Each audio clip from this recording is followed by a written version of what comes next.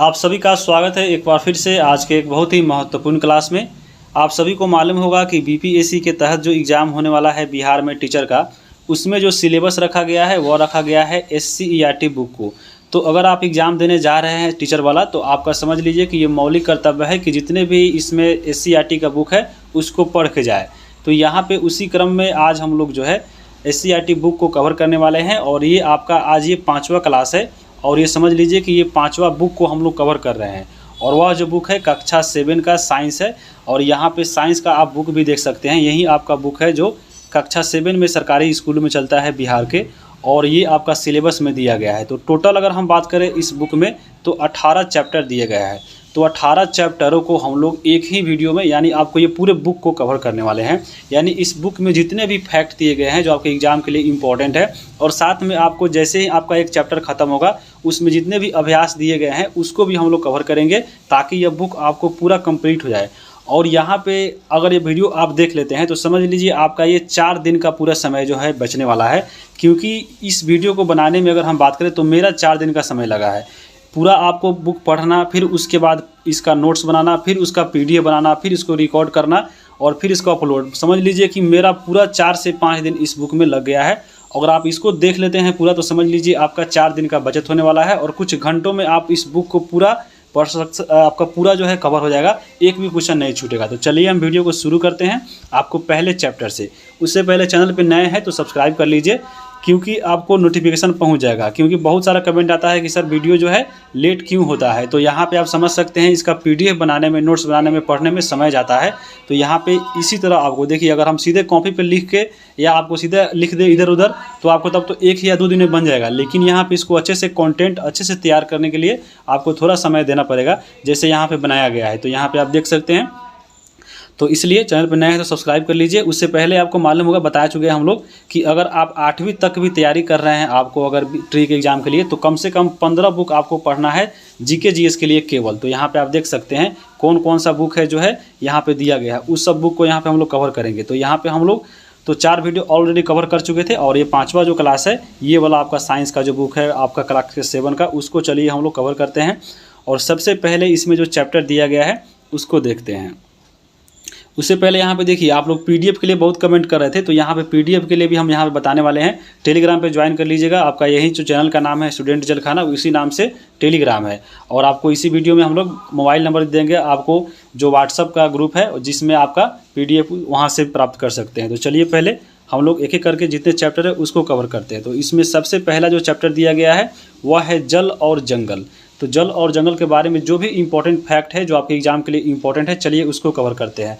इसमें दिया गया था इस बुक में कि विश्व के 1/3 जो लोग हैं वह जल की कमी से यहाँ पे सामना करना पड़ रहा है। क्योंकि यहाँ पे जो जल भारत में या पूरे विश्व में जो जल है वो आपको मालूम है कि पूरे जो है आपको अपने यूज के लायक नहीं है। बाकी क्योंकि अगर हम बात करें जितने भी जल है उसमें आपको 97-98% जो जल है वो आपको खारा जल है, जो यानी आपको उपयोग में नहीं है। बाकी का जो जल है वो हम लोग उपयोग करते हैं। इसलिए जो भारत के 1/3 लोग हैं वह जल की सामना जो है यहाँ पे समस्या का सामना कर रहे हैं।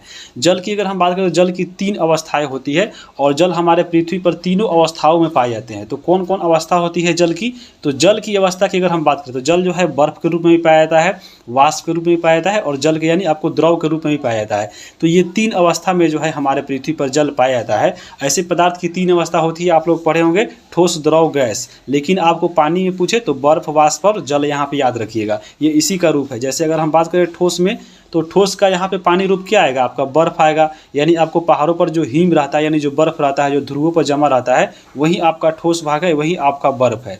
दूसरा जो है इसमें गैस है। गैस हमारे अगर बात करें जल के रूप में कैसे रहता है, तो वाष्प के रूप में जल में रहता है। जैसे वायुमंडल में देखिए वायु जो है आपके जलवाष्प के रूप में तैरते रहता है। उसके बाद जल की बात करें तो यानी आपका एक द्रव अवस्था हो गया। और आपका जल तो मालूम होगा आपको, नल से निकलता है, कल से निकलता है, नदी, तालाब, महासागर, झील, आपके जल अगल बगल में चारों तरफ फैला हुआ है।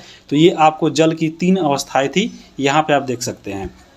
ये जो आपका जल प्राप्त होता है पृथ्वी पर हमेशा बन रहता है। आप देखते होंगे जल आपका खत्म हो जाता है फिर आ जाता है। तो ये पूर्ति होता है जल चक्र से, और जल चक्र को हम लोग आगे इसमें कवर करेंगे आपको। और विश्व जल दिवस कब मनाया जाता है?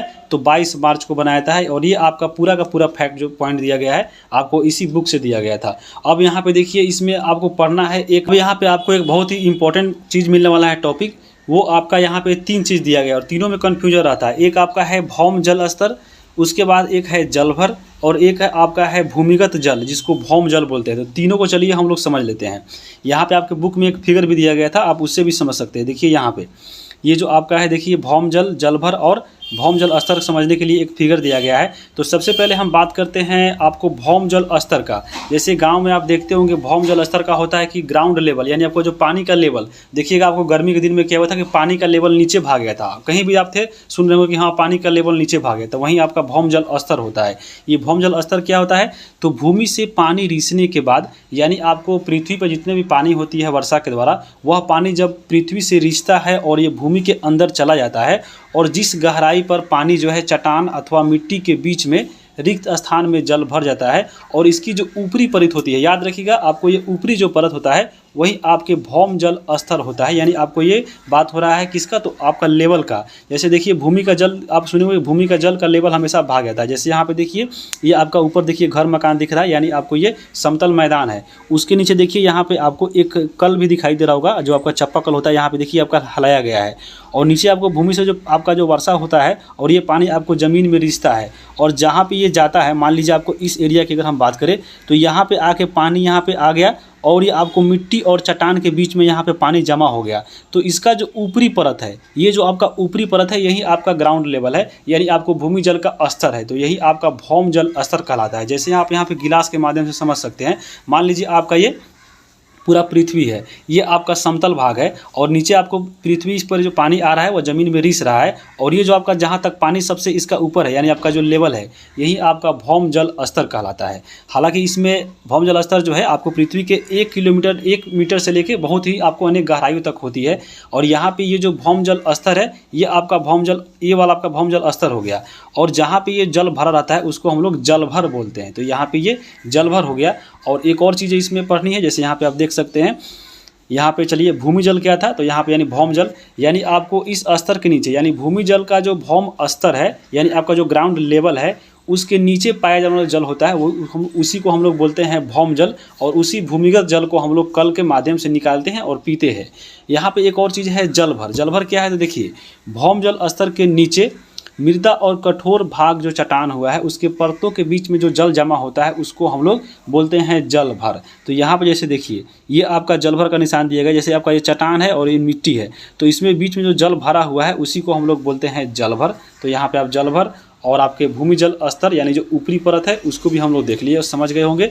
अब हम बात करते हैं इसमें जो इम्पोर्टेंट पॉइंट दिया गया था आपके एग्जाम के लिए।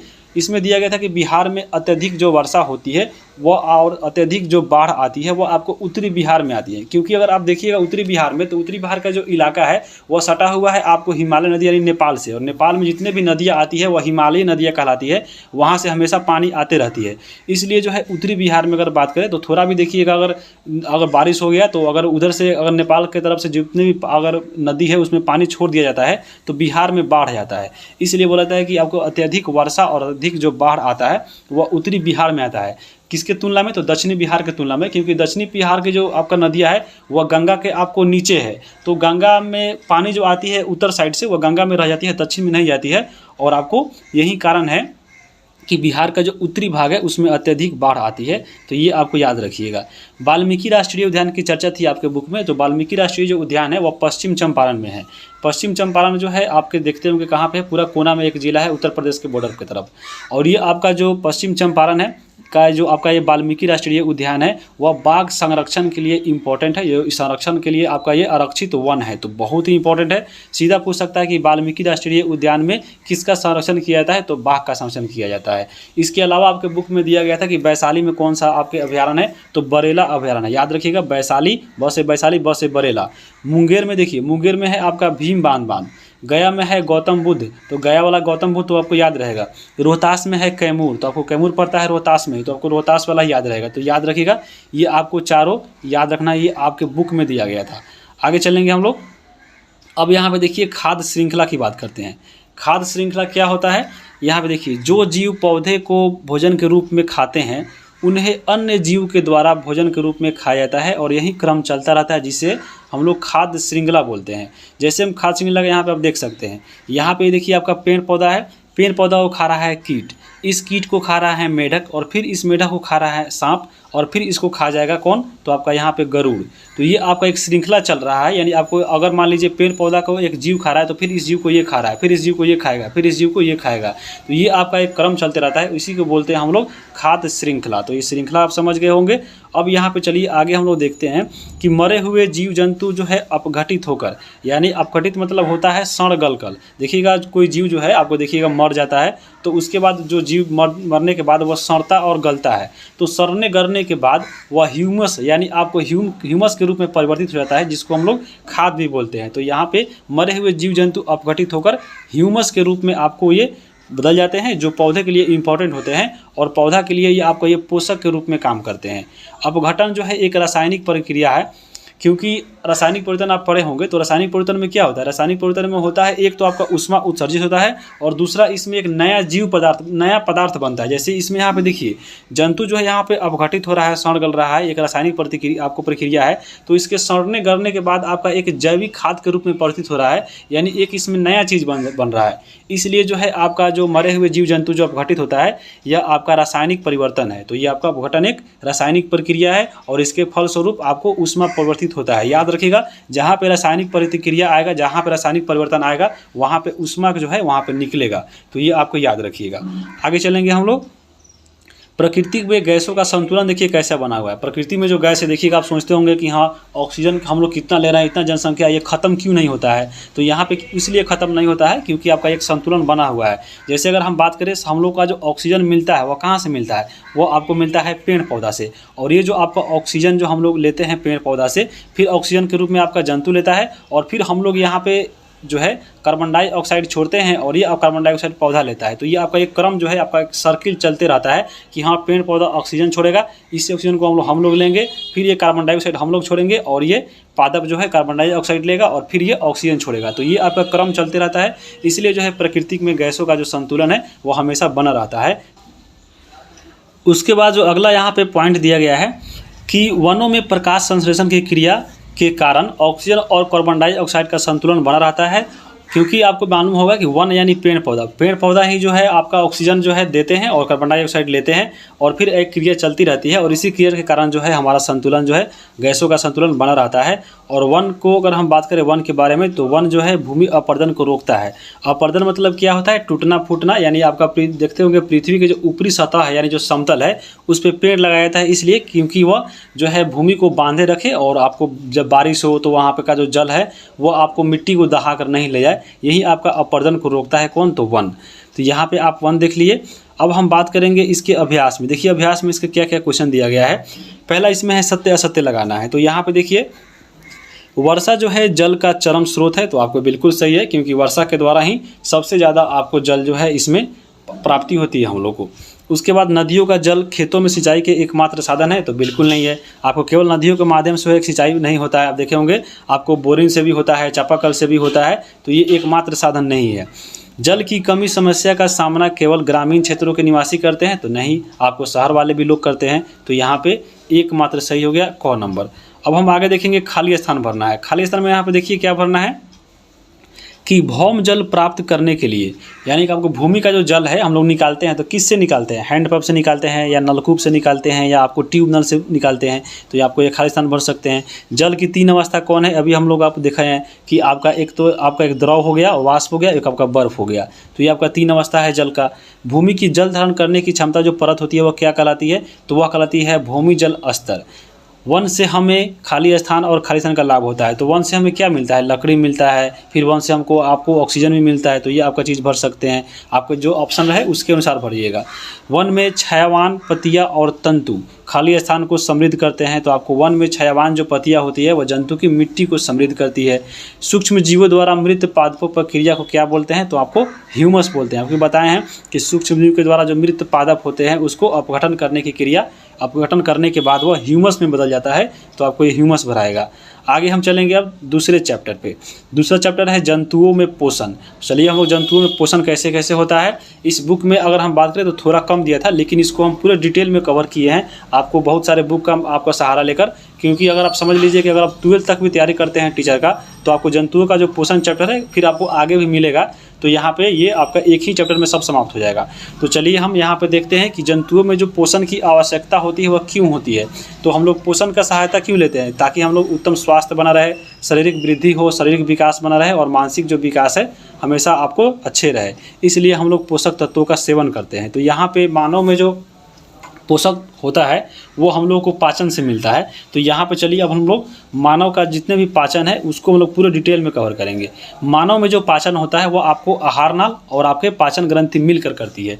आहार नाल की बात करें तो देखिए आहार नाल जो होता है, आहार नाल क्या होता है, आहार नाल में आपको देखिए ये सब चीज़ें आती है, यानी आपको मुख्य गुहा, ग्रसिका, अमाशय, छोटी आंत, बड़ी आंत और फिर जाके लास्ट में मल द्वारा जो है आपका अपचित भोजन निकल जाता है। तो ये आपका आहार नाल हो गया। और इसी आहार नाल में जो भी ग्रंथि होती है, जो आपको भोजन में यहाँ पे पाचन ग्रंथि होती है, वह सहायक होती है, आके नली के द्वारा जो है आहार नाल से जुड़ रहती है और इसी ग्रंथि से जो है आपको एंजाइम निकलता है। और जो एंजाइम जो निकलता है वह भोजन के आपको कभी कोई पीसता है तो कोई आपको अम्लीय बनाता है, कोई उसमें अपना काम करता है। तो ये पाचन ग्रंथि और आहार नाल दोनों मिलकर जो है मानव में पाचन करते हैं। तो ये आपको पाचन ग्रंथियाँ जो जुड़ी रहती है आहार नाल से, याद रखिएगा, अनेक नलियों के द्वारा यह जुड़ी रहती है। और आहार नाल की बात करें तो आहार नाल पूरा मुख्य गुहा से लेकर आपको फैली रहती है और जाती है नीचे कहाँ तक, तो आपको आंत तक। तो यहाँ पे मुख्य गुहा से यहाँ पे आपको आंत तक होगा, तो यहाँ पे आंत आप लिख सकते हैं। यहाँ पे देखिए आपका ये मुख्य गुहा है और ये खाना जो है आपको नीचे जाकर आपको यहाँ पे बड़ी आंत तक जाता है, तो यही कहलाता है आहार नाल। अब हम चलिए यहाँ पे देख लेते हैं कि आपको आहार नाल के अंदर क्या क्या आता है। तो आहार नाल के अंदर सबसे पहले जो हम लोग भोजन लेते हैं तो मुख्य गुहा में, यानी आपको मुंह में लेते हैं। और मुख्य गुहा में क्या क्या होता है, तो दांत, जीभ और लार होता है। तो यहाँ पे हम लोग आगे इस सब के बारे में, दांत के बारे में, जीभ के बारे में, लार के बारे में पूरे डिटेल से कवर करेंगे। उसके बाद जब भोजन हम लोग मुख्य गुहा से जब हम लोग यहाँ पे कार्य हो जाता है तो फिर आपको ग्रासिका नली के द्वारा जो भोजन है वो अमाशय में पहुँचता है। यहाँ पे क्रिया होने के बाद फिर यह जो है आपका ग्रास नली अमाशय में जब पहुँचता है तो अमाशय में जठर रस का स्रावत होता है। और कौन कौन सा रस निकलता है आगे हम लोग कवर करेंगे जब अमाशय पढ़ेंगे। और फिर अमाशय में भोजन का कार्य होने के बाद यह भोजन पहुँचता है छोटी आंत में, और छोटी आंत में पहुंचता है आपको कायम बनकर। तो यहाँ पे कायम जो है पहुंचता है छोटी आंत में, और यहाँ पे सबसे ज़्यादा जो है भोजन का पाचन होता है। और ये जो छोटी आंत होता है वह 6 मीटर इसकी लंबाई होती है। बड़ी आंत की बात करें तो बड़ी आंत जो होती है वो अपचित भोजन का अवशोषण करती है और इसकी लंबाई 1.5 मीटर का होती है।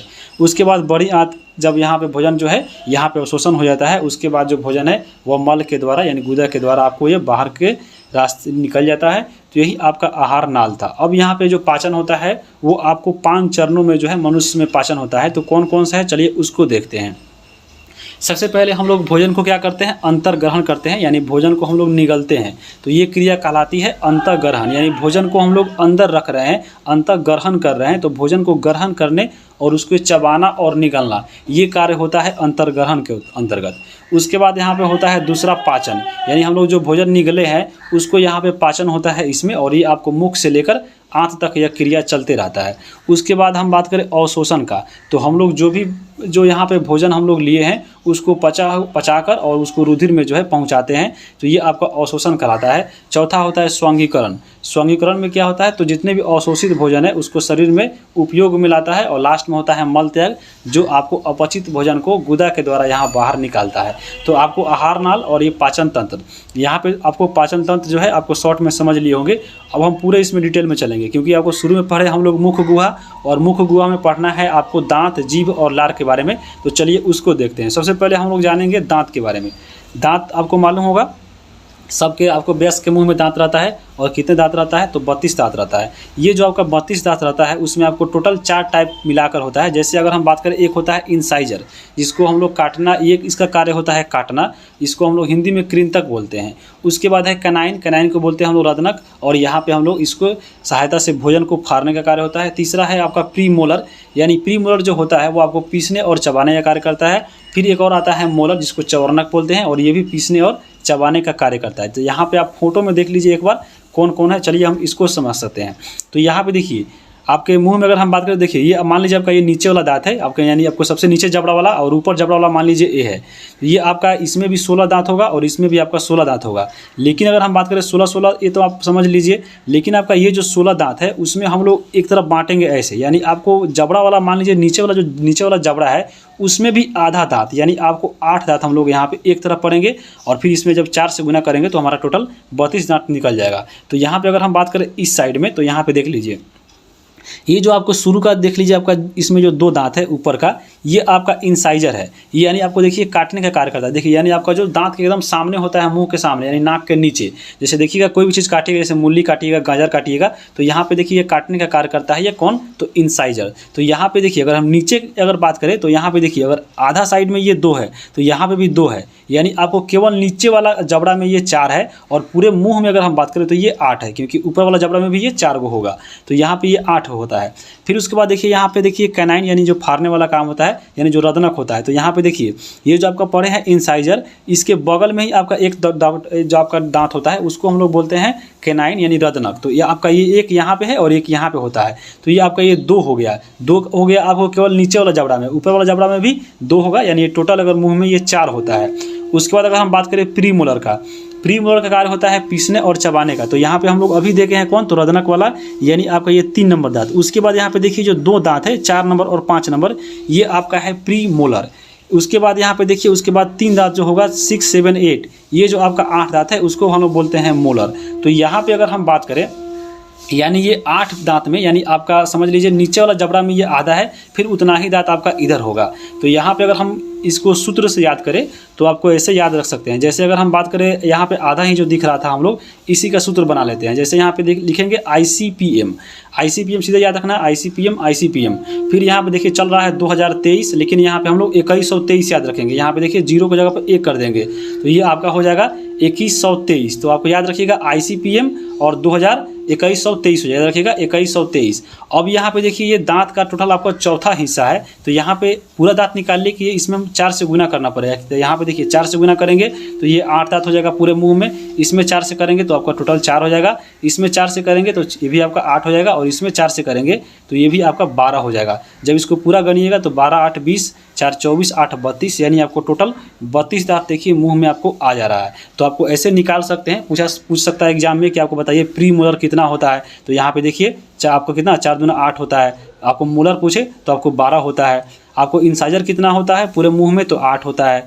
पूछे कैनाइन कितना होता है, तो मुंह में पूरा 4 होता है। तो ये आपको फार्मूला याद रखिएगा, कम से कम आपको याद रखिएगा ICPM 2123, 2023 चल रहा है, लेकिन हम लोग 2123 याद रखेंगे। याद रखिए, कहीं लिख लीजिएगा, आप दीवार पर जहाँ पढ़ते हैं वहाँ पे लिख लीजिएगा ICPM और 2123। और ये आपका टोटल 8 दांत है, यानी आपको आधा जबड़ा में, अगर हम बात करें एक जबड़ा का ये आधा वाला हिस्सा है, ये वाला दांत है ICPM। तो ICPM आपको याद हो गया होगा, दांत के बारे में देख लिए। अब हम देखिए कुछ और एक्स्ट्रा जो आपका बुक है में दिया गया था उसको देखते हैं।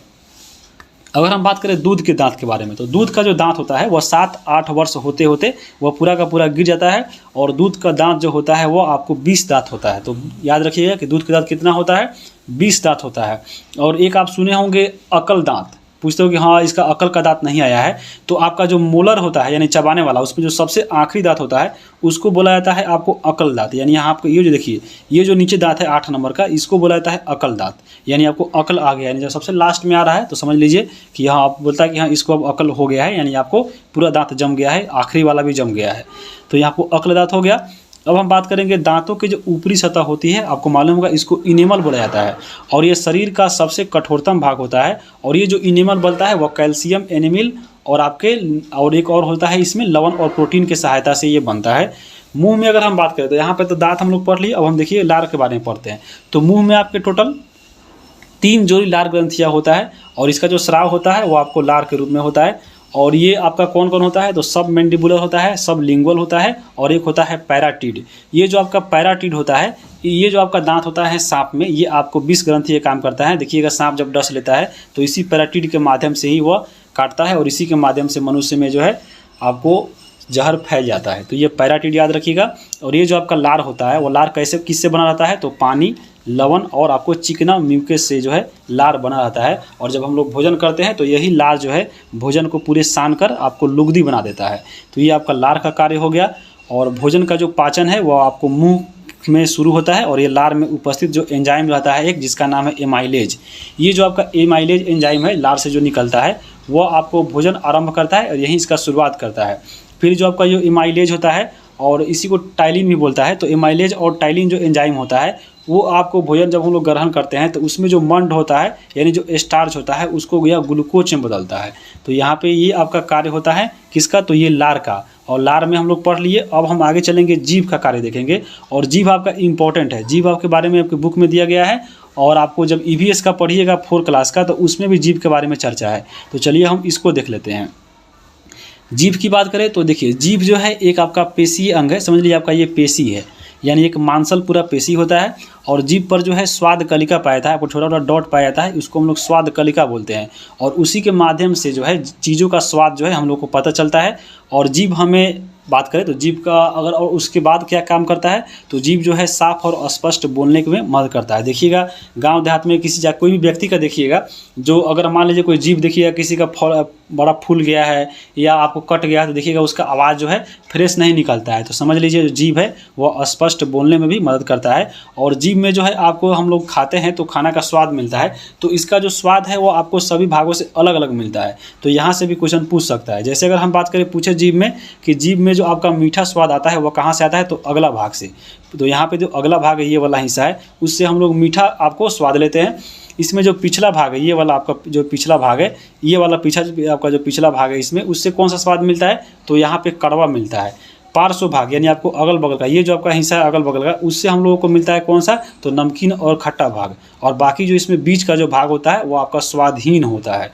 तो सीधा पूछ सकता है कि आपके एग्जाम में कि जो आपका देखिए याद रखिएगा, जीभ से आगे हम लोग पूछे तो अगले आपका मीठा, पीछे क्या हो गया तो आपको कड़वा हो गया।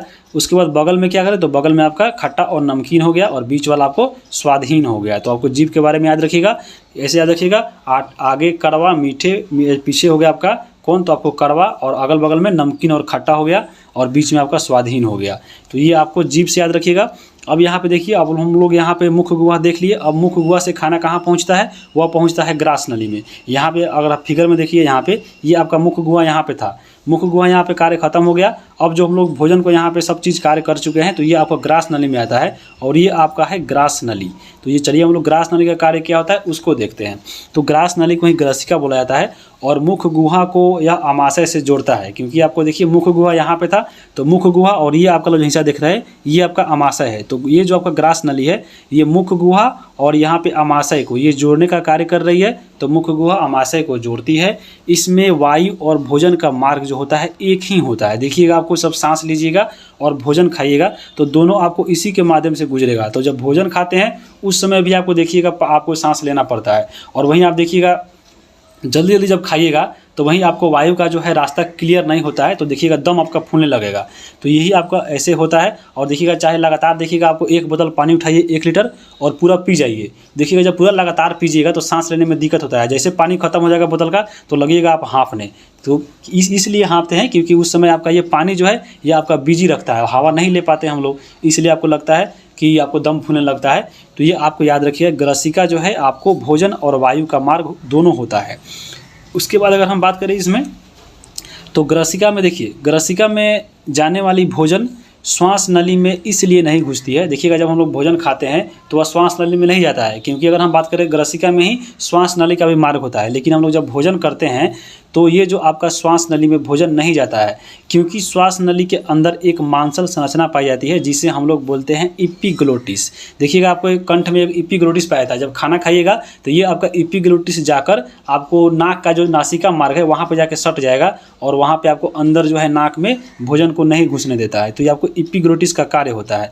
जब हमारा भोजन ग्रास नली से गुजरता है तो इपिग्लोटिस जो है श्वास नली में ढक देती है, इसलिए जो है भोजन आमाशय में चला जाता है और ये ग्रास नली में यानी ग्रास नली होते हुए आमाशय में चला जाता है, नासिका छिद्र में नहीं घुसता है। तो ये आपको किसका कार्य था, तो आप ग्रास नली का। अब यहाँ पे ग्रास नली होते हुए भोजन जो है आमाशय में आ चुका है। आमाशय में अगर हम बात करें, देखिए ये आपका आमाशय है, जैसे आप फिगर में भी ऊपर देखे हैं, अभी बताए हैं आपको आमाशय कहाँ था। ये देखिए, ये जो आपका है ये ग्रास नली था। ग्रास नली होते हुए देखिए ये आपका जो आमाशय, यहाँ पे अब भोजन आ चुका है। तो आमाशय के बारे में चलिए हम लोग अब इसको अच्छे से कवर करते हैं। आमाशय की बात करें तो देखिए ये आपका फिगर में देख सकते हैं आमाशय। यह आहार नाल का सबसे चौड़ा भाग होता है। इसकी जो संरचना है वो कैसी है, तो थैली नुमा है। देखिए आपको लग रहा है कि एक थैली प्रकार का है, यानी झोला टाइप का, तो आपको थैली नुमा होता है और इसकी आकृति यू टाइप की होती है। जैसे देखिए ये लग रहा है आपको एक यू आकार का जो है ये आपका एक थैली है, तो आपको देख लिए। और ये आपका स्राव की बात करें तो अमाशय से जठर रस निकलती है जो भोजन को पचाने में सहायक होता है। तो चलिए अब हम लोग जठर रस को देखते हैं कि जठर रस में क्या क्या होता है। तो जठर रस में 3 एंजाइम निकलता है। जैसे यहाँ पे देखिए ये आपका अमाशय था, आपको इधर ग्रास नाली था और ये आपका अमाशय में भोजन आ गया है। अब यहाँ पे जठर रस जो है निकल रहा है और देखिए भोजन में ये क्या करता है। तो यहाँ पे जठर रस से अगर हम बात करें तो 3 एंजाइम निकलता है। एक आपका निकलता है HCl यानी हाइड्रोक्लोरिक अम्ल, उसके बाद देखिए पेप्सिन और तीसरा रेनिन। ये आपको तीनों याद रखिएगा, सीधे पूछ सकता है कि जठर रस से कौन कौन निकलता है, तो आपको HCl, पेप्सिन और रेनिन। HCl का काम क्या होता है, तो आपको मालूम होगा HCl आपका एक अम्ल है, तो ये भोजन को अम्लीय बनाता है। और अम्ल के कारण जो है आपको जो भी भोजन किए रहते हैं जो अमाशय में आता है, अम्ल के कारण जो भी छोटे मोटे जीवाणु होते हैं वो आपको अम्ल के कारण ये नष्ट हो जाते हैं। फिर उसके बाद आपको एंजाइम की क्रिया जो है, बाकी जो एंजाइम है उसकी क्रिया तेज कर देता है कि हाँ भाई जल्दी जल्दी काम करो, भोजन को पचाओ। तो ये आपको होता है HCl का कार्य। उसके बाद एक होता है पेप्सिन। पेप्सिन क्या करता है, तो पेप्सिन जो होता है वो प्रोटीन को पेप्टोज में बदलता है। याद रखिएगा पेप्सिन का कार्य क्या होता है, तो प्रोटीन को पेप्टोज में बदलना। उसके बाद होता है एक रेनिन। रेनिन क्या करता है, तो दूध को पचाने में सहायक होता है। यही जो दूध है जब दूध पीजिएगा तो यहीं आपको जाकर पेप्सिन जो है दूध को पेट में फाड़ देता है। देखिएगा जब बच्चा सब जो अगर हम बात करें तो बच्चा सब में देखिएगा दूध जब पीता है रेनिन के माध्यम से ही देखिएगा दूध फट जाता है। तो यहाँ पे ये रेनिन हो गया जो आपको दूध को पचाने में सहायक होता है। तो ये आपको जठर रस का कार्य होगा और ये अमाशय से निकल रहा था। अब यहाँ पे देखिए अमाशय जब यहाँ पे भोजन को जो है आपको अपना काम में यहाँ पे कर दिया अमाशय। अब यहाँ पे भोजन जो है आपको अमाशय से निकल गया है और भोजन में जो आपका जो अमाशय में भोजन तैयार हुआ है आपको सब क्रिया के बाद, उसको यहाँ पे बोला जाता है काइम। क्राइम नहीं, यहाँ पे काइम बोलते हैं।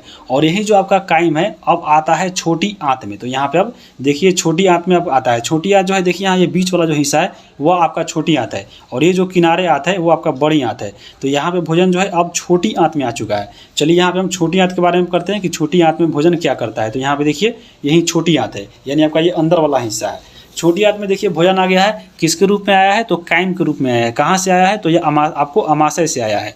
अब यहाँ पे देखिए छोटी आंत जो होती है वो आहार नाल का सबसे लंबा भाग होता है, यह 6 से 7 मीटर का होता है।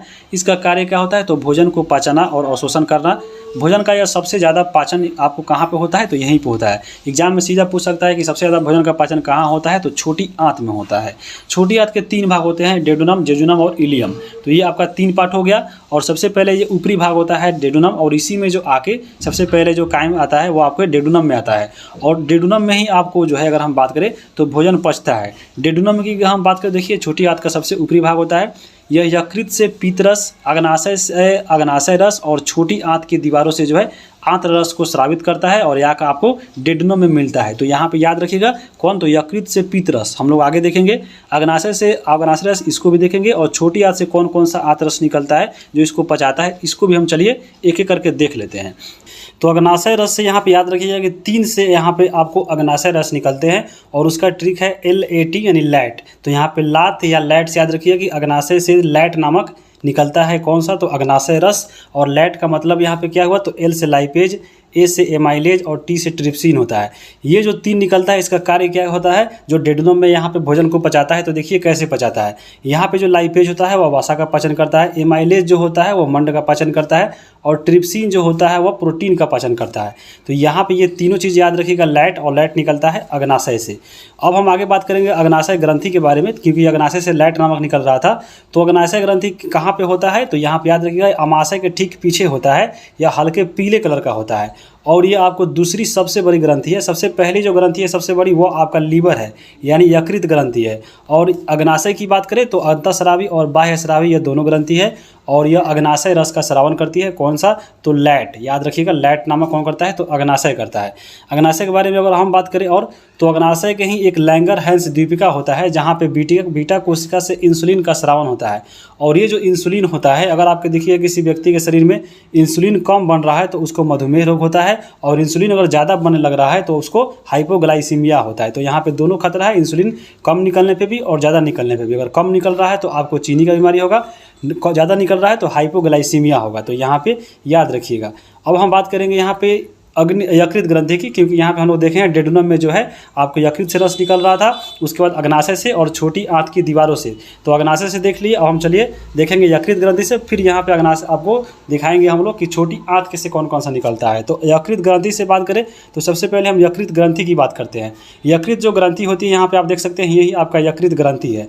यह आपकी सबसे बड़ी ग्रंथि आती है और इसका जो वजन होता है 1.5 से 2 kg के बीच में होता है। यही आपका यकृत है, लीवर है, देख सकते हैं।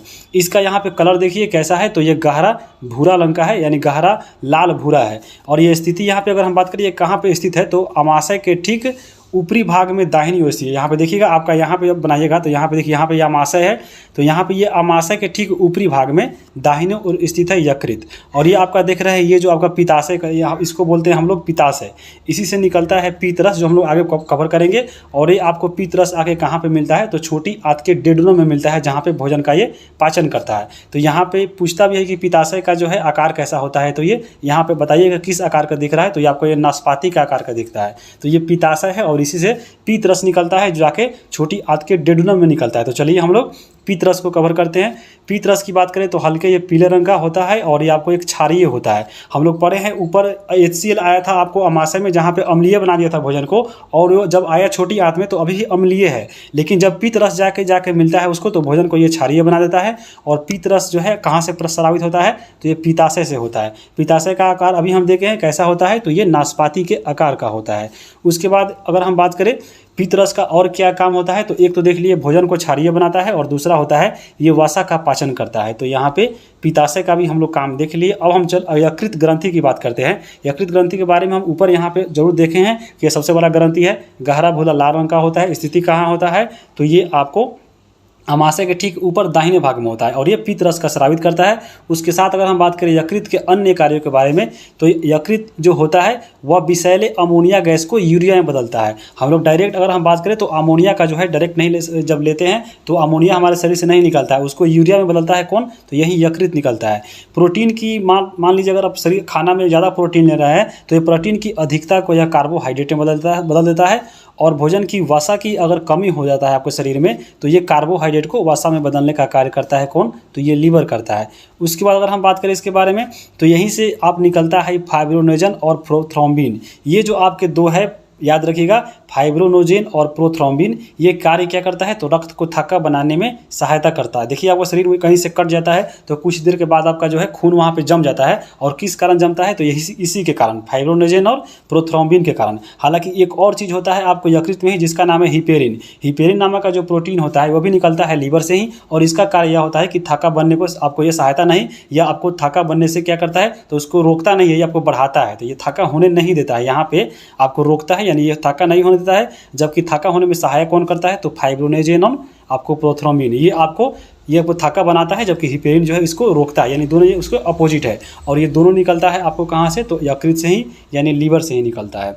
अब हम बात करेंगे छोटी आंत की दीवारों से, क्योंकि आप देखे हैं डेडुनम में 3 प्रकार के रस आ रहा था। एक आपका यकृत से पीतरस, और अग्नाशय से अग्नाशय रस, और तीसरा यहाँ पे छोटी आंत से निकलता है। यहाँ पे देखिए कौन कौन, तो छोटी आंत की दीवारों पे स्रावित आंत रस होता है, जो आंशिक रूप से पचे हुए भोजन को पूर्ण रूप से पचा देता है। तो यहाँ पे देख सकते हैं यही छोटी आंत है अंदर वाला। अब यहाँ पे देखिए छोटी आंत से कौन कौन निकलता है, तो छोटी आंत से कार्बोहाइड्रेट निकलता है। ये जो छोटी आंत में जो आपका लास्ट में आता है छोटी आंत की दीवारों पे, तो कार्बोहाइड्रेट जो वहाँ पे होता है वो सरल शर्करा ग्लूकोज में बदल जाता है। फिर जो प्रोटीन जो होता है वो अमीनो एसिड में बदल जाता है। जो वसा जो होता है वो ग्लिसरॉल में बदल जाता है। तो ये आपके छोटी आंत की दीवारों से जो आंत रस निकलता है उसका ये कार्य करता है।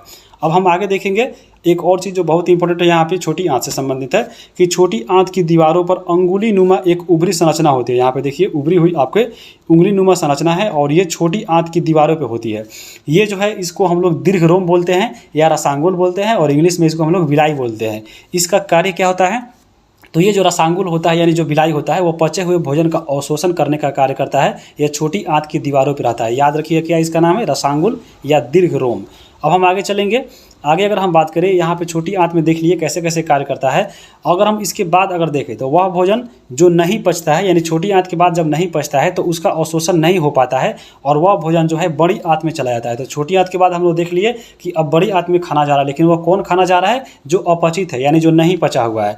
अब हम यहाँ पे देखिए बड़ी आंत के बारे में चलिए देखते हैं कि बड़ी आंत का कार्य क्या होता है।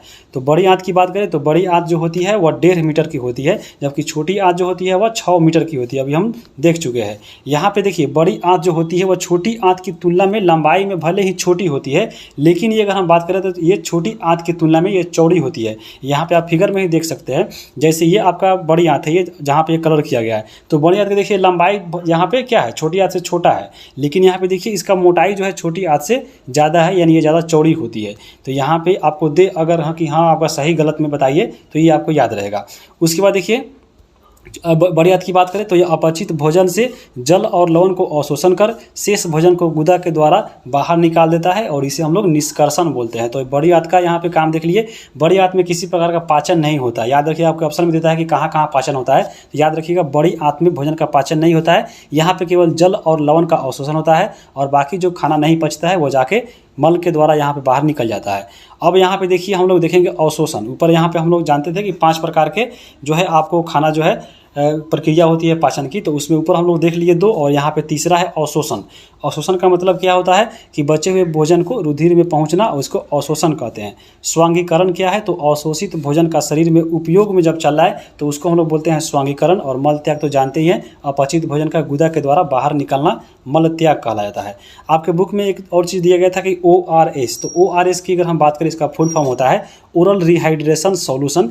यहाँ पे इसका फुल फॉर्म याद रखिएगा, पूछ सकता है। और ये आपको अगर हम बात करें तो ये कब यूज किया जाता है? आपको ये जो है आपको शरीर में पानी की जो कमी होती है रिहाइड्रेशन के लिए इसको यूज किया जाता है। यानी इसको हम बात करें तो आपके बुक में लिखा गया था कि ORS को जीवन रक्षक घोल कहते हैं। और उपयोग के शरीर में जो है आपको मान लीजिए किसी शरीर में व्यक्ति के पानी की कमी हो रही है तो आपको दस्त आने पर डॉक्टर सलाह देता है कि ORS का घोल पीजिए। तो यही आपका ORS है। अगर आपके पास ORS नहीं है तो इसके जो है आपके कंपोजिशन में अलग चीज़ आता है, आपका घरेलू सामान, वो आपको बोला जाता है कि नमक और चीनी का घोल बनाकर पीने के लिए। तो ये भी आपको ORS के बारे में याद रखिएगा। अब यहाँ पे आपके बुक में दिया गया था कि घास चरने वाला जंतु होता है उसमें पाचन कैसे होता है। तो यहाँ पे देखिए इसका जो आहार नाल है मनुष्य के तुलना में अलग होता है। तो यहाँ पे देखिए ये आपका एक प्रकार का क्या है, तो आपका घास चरने वाला जंतु है। और चलिए इसको हम देखते हैं कि पाचन कैसे होता है। तो घास में अगर हम बात करें तो घास में देखिए पाया जाता है सेलुलोज, और ये सेलुलोज का पाचन करता है। मनुष्य घास क्यों नहीं खाता है? क्योंकि सेलुलोज को मनुष्य नहीं पचा पाता है, इसलिए जो है आपको मनुष्य जो है घास नहीं खाता, थोड़ा मोड़ा खाता है और वो भी आपको पूरा से पचता नहीं है, देखते होइएगा। तो ये आपको सेलुलोज है। यहाँ पे अगर हम बात करें सेलुलोज के बारे में तो सेलुलोज एक प्रकार का कार्बोहाइड्रेट होता है।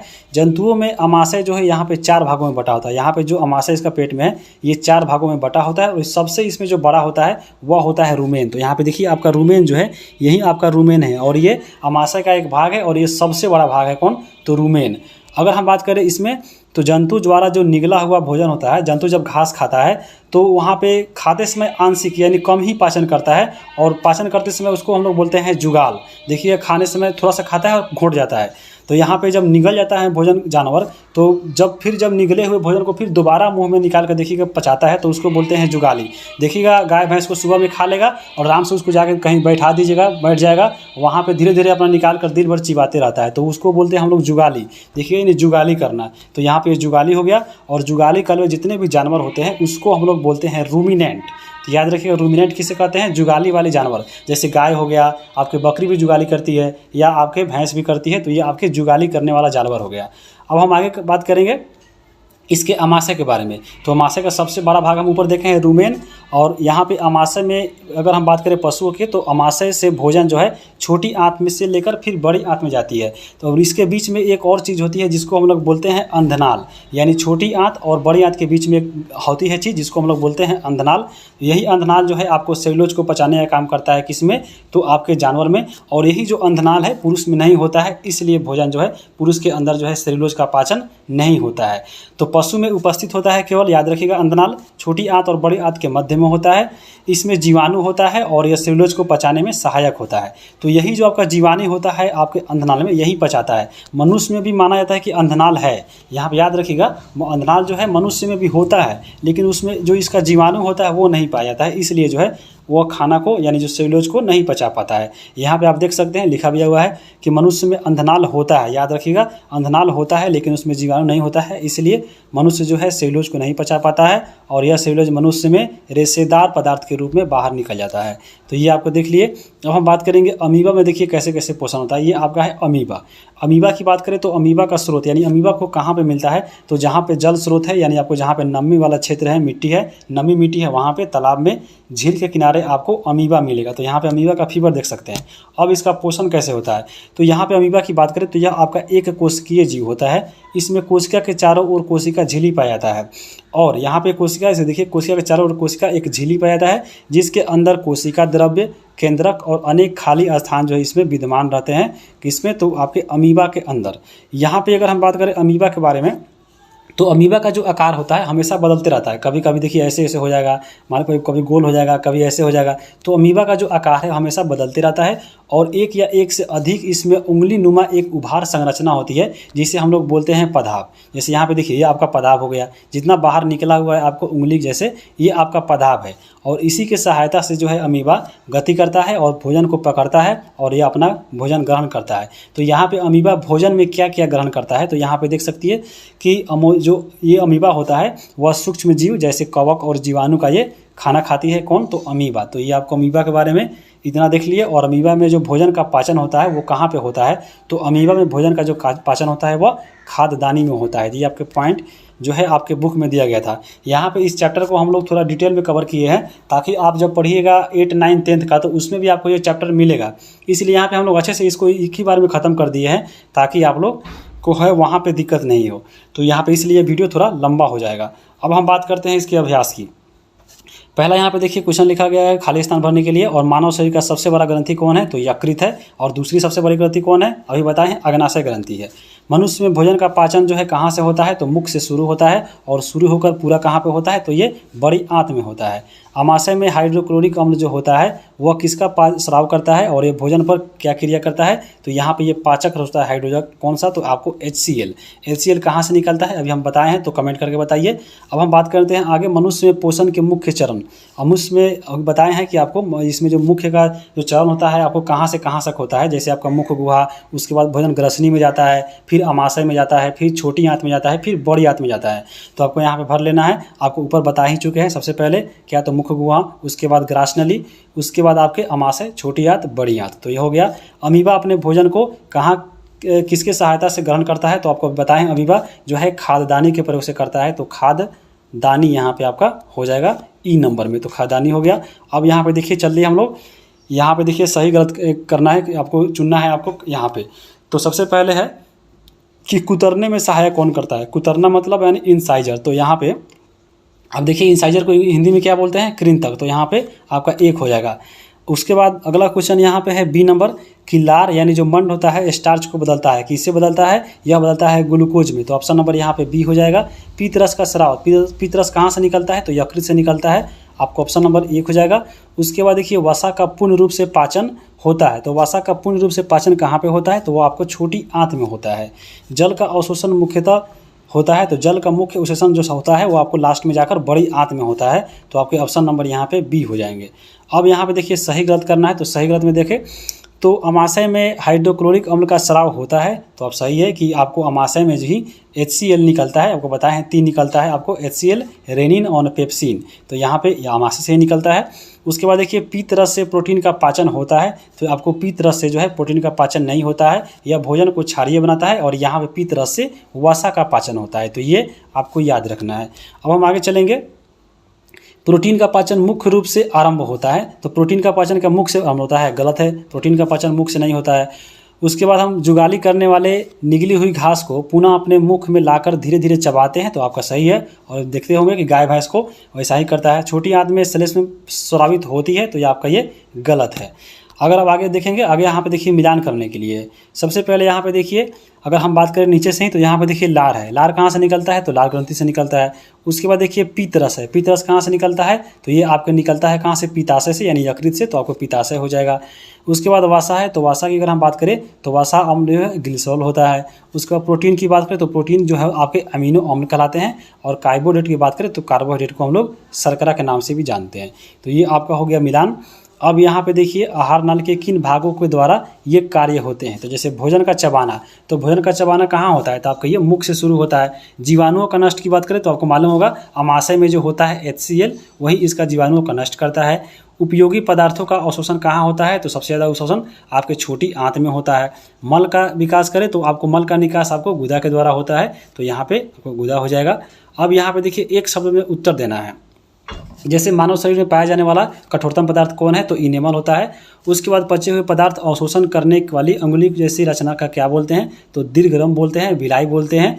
घास खाने वाले जंतुओं में सेलुलोज का पाचन आपको कहाँ पे होता है, तो अंधनाल में होता है, अंधनाल के जीवाणु करते हैं। अमीबा में भोजन का जो पाचन स्थल है वो क्या है, तो खाद्यदानी है, अभी देखे हैं। भोजन के अवयवों को उपयोगी पदार्थ संश्लेषण की प्रक्रिया कहाँ होती है, तो सबसे ज़्यादा यह छोटी आंत में होती है, तो ये छोटी आंत हो गया। अब हम चलते हैं अध्याय 3। अध्याय आपका 2 बहुत बड़ा हो गया है क्योंकि इसमें ज़्यादा फैक्ट था और बुक में भी ज़्यादा दिया गया था और एक्स्ट्रा भी चीज़ें इसमें ऐड की गई थी ताकि ये समझ में आ जाए, एक क्रम में आ जाए। आगे अब हम बात करते हैं उष्मा के बारे में। उष्मा की बात करें तो ताप जो होता है वह थर्मामीटर से मापा जाता है। और ये जो आपका ताप थर्मामीटर होता है, अगर हम बात करें तो हमारे शरीर का जो तापमान होता है वो किससे मापा जाता है, तो डॉक्टरी थर्मामीटर से मापते हैं। तो आप डॉक्टरी थर्मामीटर देखे होंगे। और डॉक्टरी थर्मामीटर में अगर हम बात करें तो उसमें एक द्रव भरा रहता है, वो क्या होता है, तो वह होता है पारा। और यहाँ पे तापमान को जब मापते हैं हम लोग डॉक्टरी थर्मामीटर से, तो आपको 2 जो है आपको पैमाना होता है, एक आपका सेल्सियस और दूसरा इसमें फ़ारेनहाइट।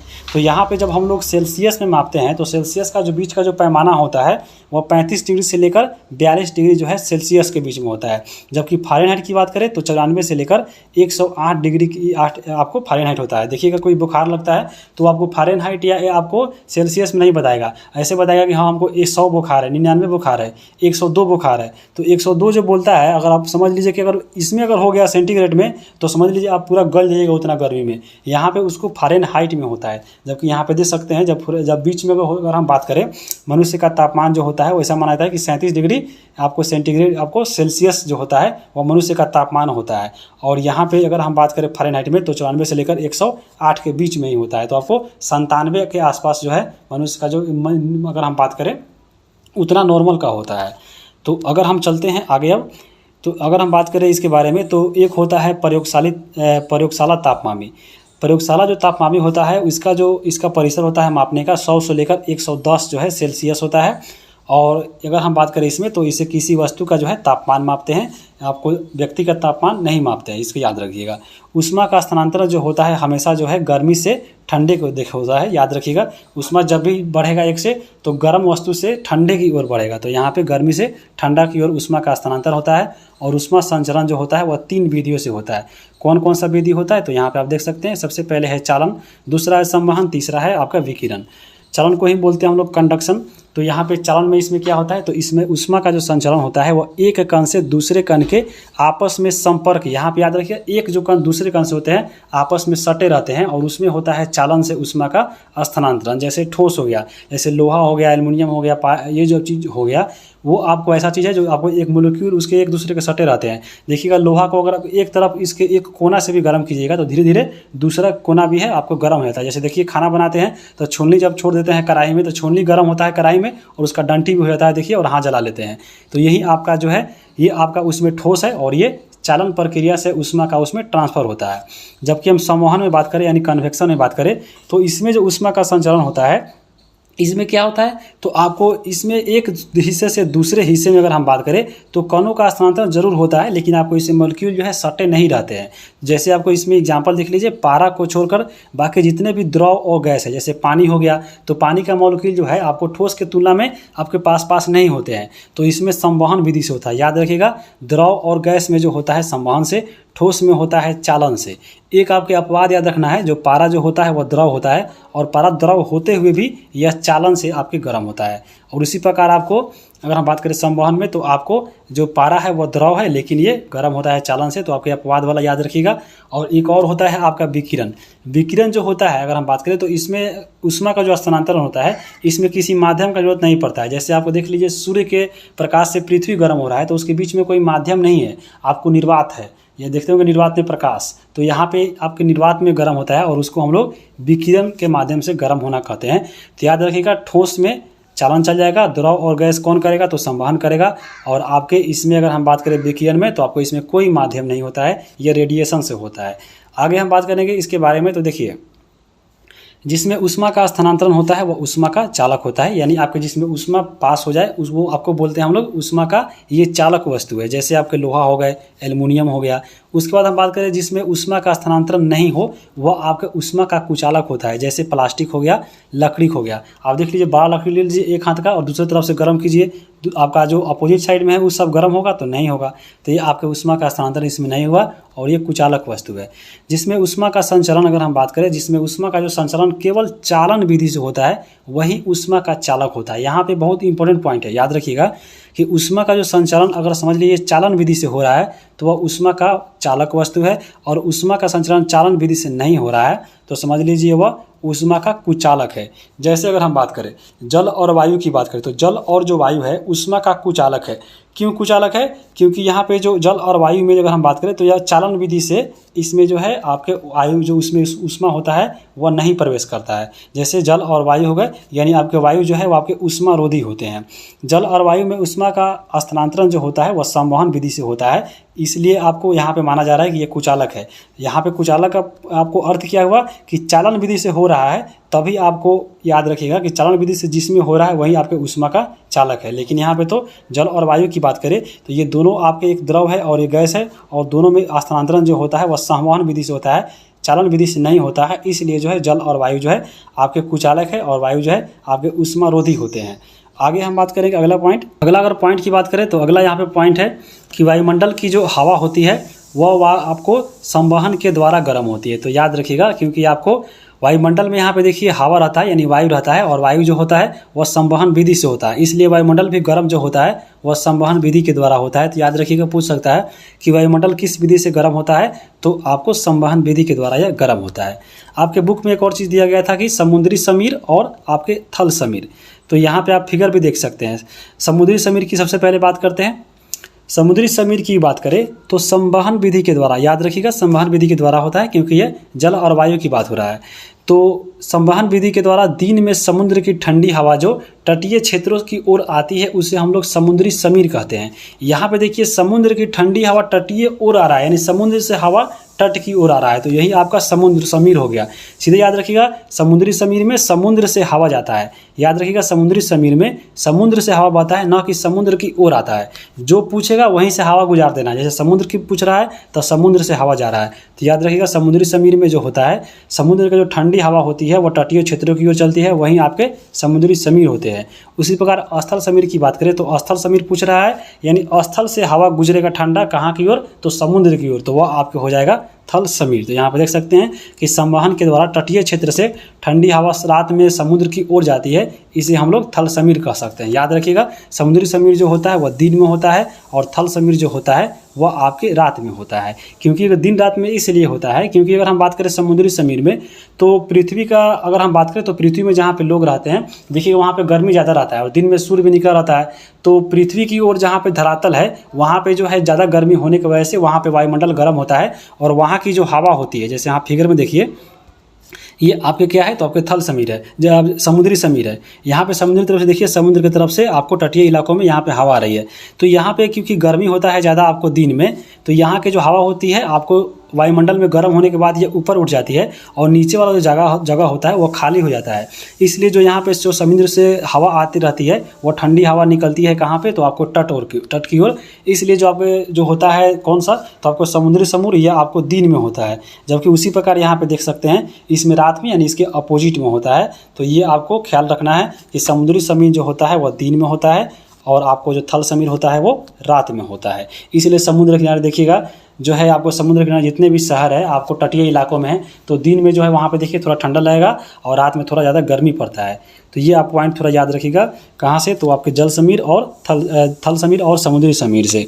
आगे हम अगला पॉइंट देखेंगे कि गर्मी में सफ़ेद और हल्के वस्त्र पहनना चाहिए, क्योंकि सफ़ेद वस्त्र जो होता है वह ऊष्मा को परिवर्तित कर देता है। इसलिए देखिए गर्मी में बोला जाता है कि आप सफ़ेद कपड़ा पहनिए, या रंगीन नहीं पहन रहा है तो पूरा डार्क में पहनिए, हल्का पहनिए, ताकि वह ऊष्मा का जो है वह परिवर्तित करे, वो आपको याद रखिएगा।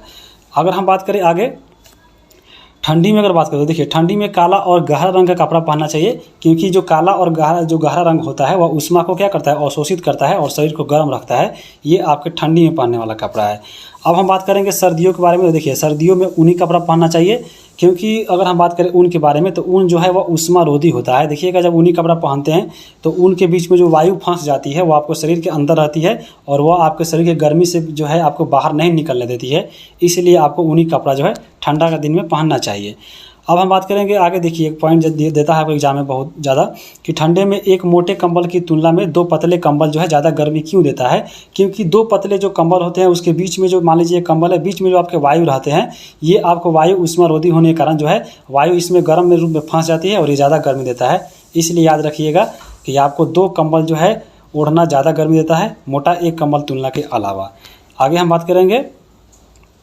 अगला यहाँ पे देखिए पॉइंट है विकिरण से, कि विकिरण के द्वारा ऊष्मा का स्थानांतरण जो होता है वह किसी माध्यम की आवश्यकता नहीं पड़ती है। अभी आप बताए हैं कि और ठोस में, और अगर हम बात करें संवहन में और आपके चालन में जो है उसमें ज़रूरी पड़ता है, लेकिन विकिरण में आपके किसी माध्यम की आवश्यकता यहाँ पे नहीं होती है। जैसे सूर्य से हम तक ऊष्मा जो आती है वह विकिरण के द्वारा ही आती है, और आपके विकिरण के माध्यम से यहाँ पर देखिए आपको कुछ उदाहरण दिए गए हैं। जैसे अंगीठी जलता है, देखते होंगे। जैसे आप मान लीजिए कोयला से जलाकर अंगीठी बनाकर आग ताप रहे हैं तो देखिएगा वहाँ पे कोई माध्यम नहीं रहता है, वह विकिरण के माध्यम से आप लोगों को गर्मी महसूस कराता है। उसी प्रकार हीटर भी काम करता है। चूल्हा के पास देखिए बैठकर गर्मी का अनुभव जब लेते हैं वही आपको विकिरण के माध्यम से ही होता है, वहाँ पे बीच में कोई आपके क्या होता है, माध्यम नहीं होता है। तो ये चीज़ें याद रखिएगा। और आगे अगर हम बात करें सूर्य और पृथ्वी के बारे में तो बताए हैं कि इसमें निर्वात नहीं होता है। चलिए अब इसको हम अभ्यास को कवर करते हैं। तो इसमें सबसे पहला जो है आपका अभ्यास कि ऊष्मा चालक और ऊष्मारोधी में अंतर, ये तो आपका 1 नंबरिया है, तो आपको इसको छोड़िए। चलते हैं देखिए आगे हम लोग का 5 नंबर जो इसमें दिया गया है, आपको मिलान करने के लिए इसमें दिया गया है कि देखिए गहरे रंग और कपड़े पहनना चाहिए। गहरे रंग के कपड़ा कब पहनना चाहिए, तो वह पहनना चाहिए ठंडा में। तो आपको ठंडा कहाँ है, तो देखिए आपको ऑप्शन नंबर यहाँ पे क्या हो जाएगा, सर्दी में। तो आपको आ हो जाएगा, यानी पहला इसमें पहला आ जाएगा। उसके बाद देखिए समुद्री समीर बहने का समय, तो समुद्री समय बताए हैं, समुद्र समय कब बहता है, तो दिन में बहता है, तो आपको ये अ में चला जाएगा। हल्के रंग के कपड़ा कब पहनना चाहिए, तो हल्का रंग का कपड़ा आपको गर्मी में पहनना चाहिए, तो इसका ई हो जाएगा। थल समीर चलने का समय, तो थल समीर चलता है आपके रात में, तो आपको इसका ई हो जाएगा। तो यहाँ पे ये मिलान कर लीजिए। अब हम आगे चलते हैं। यहाँ पे देखिए सही गलत का निशान है कि 1 लीटर जल जिसका तापमान 0 डिग्री सेंटीग्रेड हो और 1 लीटर जल जिसका तापमान 40 डिग्री सेंटीग्रेड हो, अगर दोनों को मिला दे तो पूरे जल का तापमान क्या होगा। तो यहाँ पे ये ऊष्मा स्थानांतरण से क्वेश्चन है। देखिए जैसे मान लीजिए 40 डिग्री है और आपका 0 डिग्री है, तो ऊष्मा का स्थानांतरण कैसे होगा, आपको ज़्यादा गर्मी से ठंडा की ओर होता है, यानी 40 से ये ट्रांसफ़र 0 की ओर होगा। तो यहाँ पर ट्रांसफ़र जब हो रहा है तो पूरे जल का तापमान बोल रहा है, तो पूरे जल के तापमान की अगर हम बात करें तो देखिए 40 तक कुछ यहाँ पर ट्रांसफ़र कर दिया, तो 40 से कम ही होगा और ये 0 से बड़ा होगा, यानी 40 और 0 डिग्री सेंटीग्रेड के ये बीच में होना चाहिए। तो ये आपको ऑप्शन दे रहा है 10 से कम, तो ये भी नहीं होगा। 40 से अधिक तो होना ही नहीं है। 10 और 40 के बीच में, तो ये आपका सही हो जाएगा। तो ऑप्शन नंबर यहाँ पे ग हो जाएगा। आगे हम देखेंगे आपके 2 नंबर सवाल। 2 नंबर आपका यहाँ पे सवाल है कि बर्फ़ में लकड़ी का चम्मच डाला गया है तो क्या होगा। बर्फ़ में लकड़ी डाल दीजिएगा, लकड़ी का चम्मच, तो लकड़ी क्या होता है, लकड़ी तो आपके ये आपका कुचालक होता है। तो इसमें क्या होगा, कुचालक होने के कारण इसमें कोई प्रभाव नहीं पड़ेगा। यहीं आपके अगर इसमें डाल देते आप कुछ लोहा तो उसमें कुछ ठंडा हो जाता है, लेकिन लकड़ी नहीं हुआ, क्योंकि लकड़ी जो है आपको कुचालक वस्तु है। आगे क्वेश्चन है आपका कि 20 डिग्री सेल्सियस तापमान पर जल को गर्म करने पर 20 डिग्री सेल्सियस तापमान पर गर्म लोहे की छड़ को डालने पर क्या होगा। देखिए यहाँ पे दोनों बराबर है, 20 डिग्री और यहाँ पे 20 डिग्री, तो यहाँ पे ऊष्मा का ट्रांसफ़र होगा नहीं होगा, क्योंकि दोनों बराबर है, तो इस पर कोई प्रभाव नहीं पड़ेगा। तो ऑप्शन नंबर यहाँ पे घ हो जाएगा। आगे चलते हैं हम लोग। अब चौथा चैप्टर है गति और समय। गति और समय को चलिए कवर करते हैं। सबसे पहले इसमें दिया गया था कि आवर्त गति क्या होता है। तो एक निश्चित समय के अंतराल पर अपनी पूर्व गति को दोहराना जो है वह आवर्त गति कहलाता है। जैसे आप मान लीजिए आप कहीं अगर जैसे ये देखिए ये आपका एक चीज़ यहाँ पर लटकाया हुआ है, ये आपका स्थिर है। अब इसको मान लीजिए इधर मार के इधर यहाँ पर कुछ लटका दिए हैं, तो इधर से हम घुमा दिए इसको, तो फिर एक बार इधर गया, फिर इधर आया, फिर इधर आया। तो यही चीज़ आपको यानी ऐसे ऐसे ऐसे ये आपको इसका काम ही है ऐसे ऐसे घूमता रहना, यानी एक निश्चित अंतराल में वो अपनी पूर्व गति को दोहरा रहा है, तो उसको हम लोग बोलते हैं आवर्त गति। और आवर्त काल क्या होता है, तो लोलक के द्वारा एक दोलन पूरा करने में लगा जो समय होता है उसको हम लोग आवर्त काल बोलते हैं।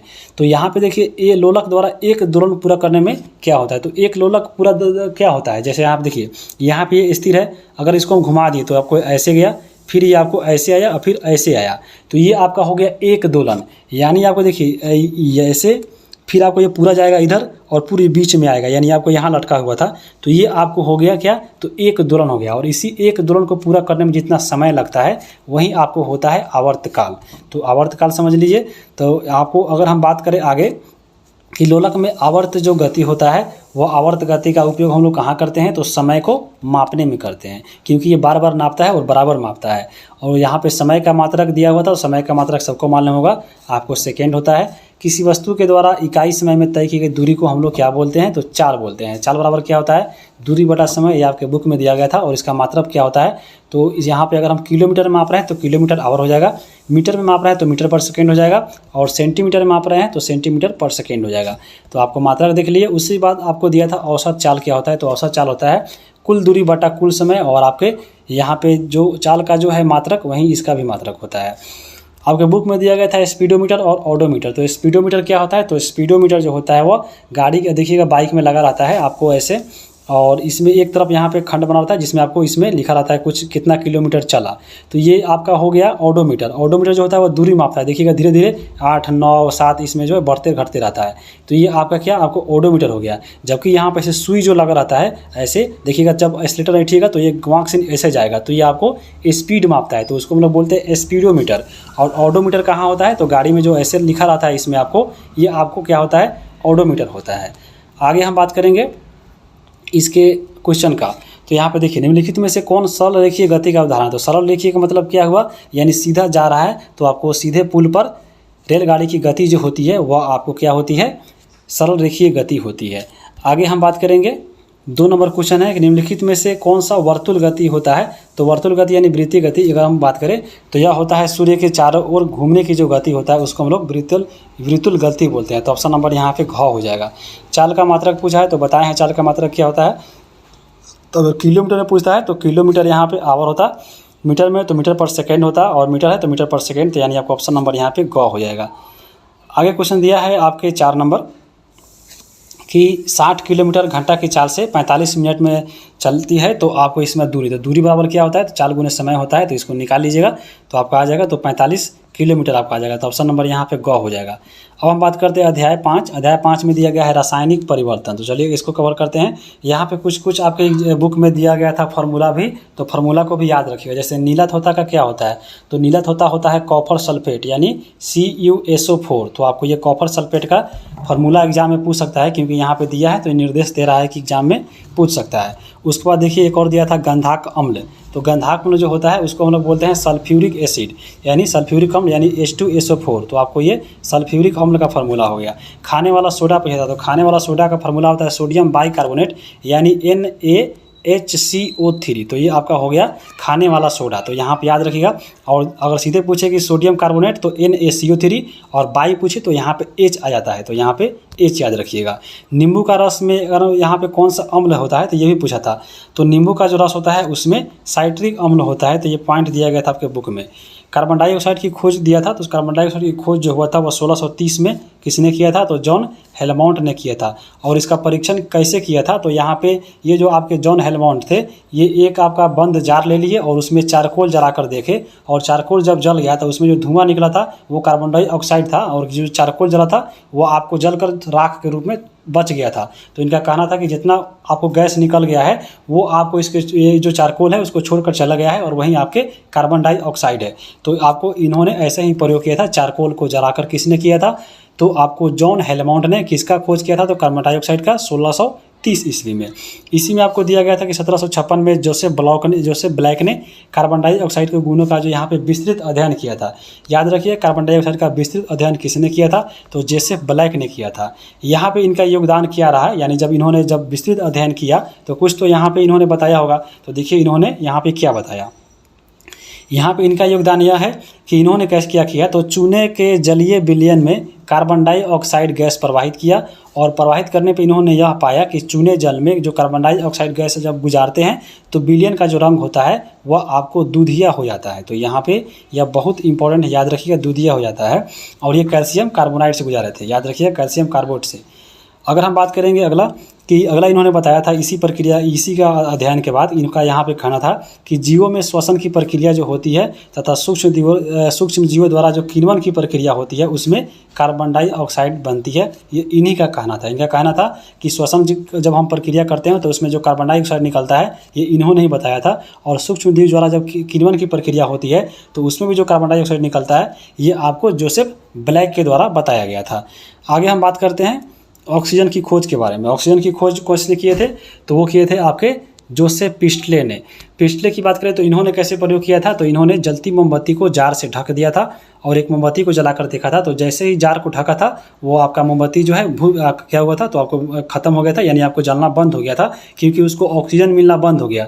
तो ये आपको यह प्रयोग बता दिया कि हाँ, जहाँ पे ऑक्सीजन है वहीं पे आग लगेगा, अगर ऑक्सीजन नहीं है तो आग नहीं लगेगा। तो ये आपको किसने बताया था? तो जोसेफ प्रिस्टले ने बताया था और इसी ने ऑक्सीजन की खोज की थी। यानी ऑक्सीजन की उपस्थिति में ही कोई चीज़ का जलना यहाँ पे संभव है। तो यहाँ पे याद रखिएगा, अगर मान लीजिए मनुष्य के मुंह में हम ऐसे सांस छोड़ते हैं या फूंकते हैं तो कार्बन डाइऑक्साइड निकलता है। अगर समझ लीजिए कि अगर हम लोग पेड़ पौधा जैसे होते कि हम लोग फूंके तो ऑक्सीजन निकले, तो आप जहाँ पे फूंकते तो आपको इतना ऑक्सीजन निकलता कि आपका आग और तेज़ हो जाता। तो ये आपको याद रखिएगा। आगे हम बात करेंगे अब अवक्षेप के बारे में। अवक्षेप क्या होता है? तो जब 2 बिलियन मिलते हैं और अभिक्रिया के बाद ठोस पदार्थ के रूप में नए जो पदार्थ बनता है उसी को हम लोग अवक्षेप बोलते हैं।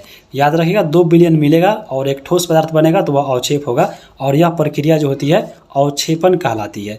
अब हम आगे बात करेंगे। अगला आपका यहाँ पे देखिए रासायनिक परिवर्तन है। रासायनिक परिवर्तन क्या होता है? तो वह परिवर्तन जिसमें एक नया पदार्थ जो है एक से या आपको अधिक मिलने से वो बन जाता है। जैसे आपको वह परिवर्तन जिसमें एक या एक से अधिक नए पदार्थ बनते हैं वहीं आपके रासायनिक परिवर्तन होते हैं। और जितने भी आपको संसार में नए पदार्थ बने हैं वह रासायनिक परिवर्तन का ही देन है। जैसे अगर हम बात करें औषधि का बनना, तो औषधि जब बनता है तो किसी चीज़ से बनता है और उसमें आपको रासायनिक परिवर्तन होकर बनता है। तो आपको याद रखिएगा कि औषधि का बनना, जैसे प्लास्टिक का बनना, लकड़ी का जलना और पटाखे की विस्फोट जो होती है वह रासायनिक परिवर्तन है। रासायनिक परिवर्तन में एक और चीज़ याद रखिए कि रासायनिक परिवर्तन होने के बाद इसमें अगर मान लीजिए कोई वस्तु दूसरे चीज़ में नए पदार्थ में बन रहा है तो जो नया पदार्थ बना है वह पुनः अपने पुराने स्थिति में नहीं आ सकता है। वो भी आपके रासायनिक परिवर्तन का उदाहरण है। ये भी आप याद रखिए। जैसे हम भौतिक परिवर्तन की बात करें तो भौतिक परिवर्तन में क्या होता है? तो ऐसा परिवर्तन जिसमें परिवर्तन होने के बाद कोई चीज़, मान लीजिए कोई परिवर्तन हो रहा है तो पुनः अपने स्थिति में आने का गुण रखता हो। जैसे मान लीजिए जल है, जल को जब आप बर्फ़ बनाइएगा तो जल तब बर्फ़ बन गया तो फिर आप बर्फ़ को जल में वापस ला सकते हैं। तो ये आपको भौतिक परिवर्तन हो जाएगा। अब हम बात करेंगे आगे।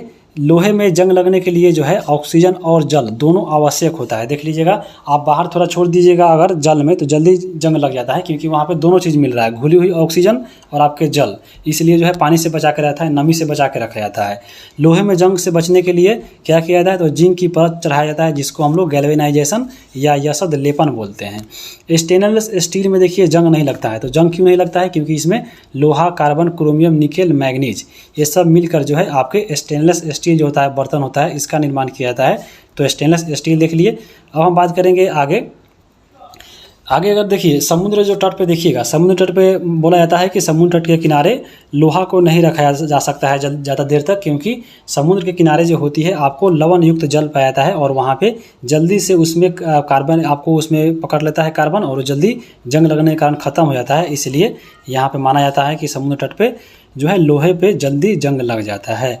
आगे हम बात करेंगे पोटेशियम परमैंगनेट के बारे में। आपके बुक में दिया गया था कि पोटेशियम परमैंगनेट को गर्म करने पे ऑक्सीजन गैस की प्राप्ति होती है। जैसे यहाँ पे आप देख सकते हैं ये आपका पोटेशियम परमैंगनेट है और उसको गर्म किया तो ऑक्सीजन मिला। तो यहाँ पे ये समीकरण याद रखना है कि इसको गर्म करने से क्या बनता है और पोटेशियम परमैंगनेट का फार्मूला क्या होता है। तो KMnO4 यहाँ पे याद रखिएगा कि MnO4 जो है पोटेशियम परमैंगनेट है और इसको हम लोग गर्म करेंगे तो ऑक्सीजन गैस निकलता है। आगे चलिए देखते हैं हम लोग इसके अभ्यास को। आपका अभ्यास है पहला क्वेश्चन कि गैस सुलगती हुई दिया सलाई जलने में मदद करती है। तो दिया सलाई जलने में कौन आपको मदद करता है? गैस। तो आपको ऑक्सीजन करता है, तो आपको ऑक्सीजन हो जाएगा। उसके बाद देखिए परिवर्तन में नए पदार्थ का निर्माण होता है। तो नए पदार्थ किस परिवर्तन में बनता है? तो आपको रासायनिक परिवर्तन में होता है। तो यहाँ पे आपको रासायनिक परिवर्तन हो जाएगा यानी केमिकल। उसके बाद देखिए खाने का सोडा का रासायनिक नाम क्या होता है? तो खाने वाला सोडा में देखिए जब खाते हैं तो बाई निकलता है, यानी आपको हिचकी आता है तो सोडियम बाइकार्बोनेट हो जाएगा। आगे देखेंगे जब कार्बन डाइऑक्साइड को चूने के पानी में प्रवाहित किया जाता है तो यह खाली स्थान बनने के बाद जो है दूधिया बन जाता है, तो कैल्शियम कार्बोनेट यानी CaCO3 यहाँ पे बनता है। तो ये भी आपको याद रखिएगा।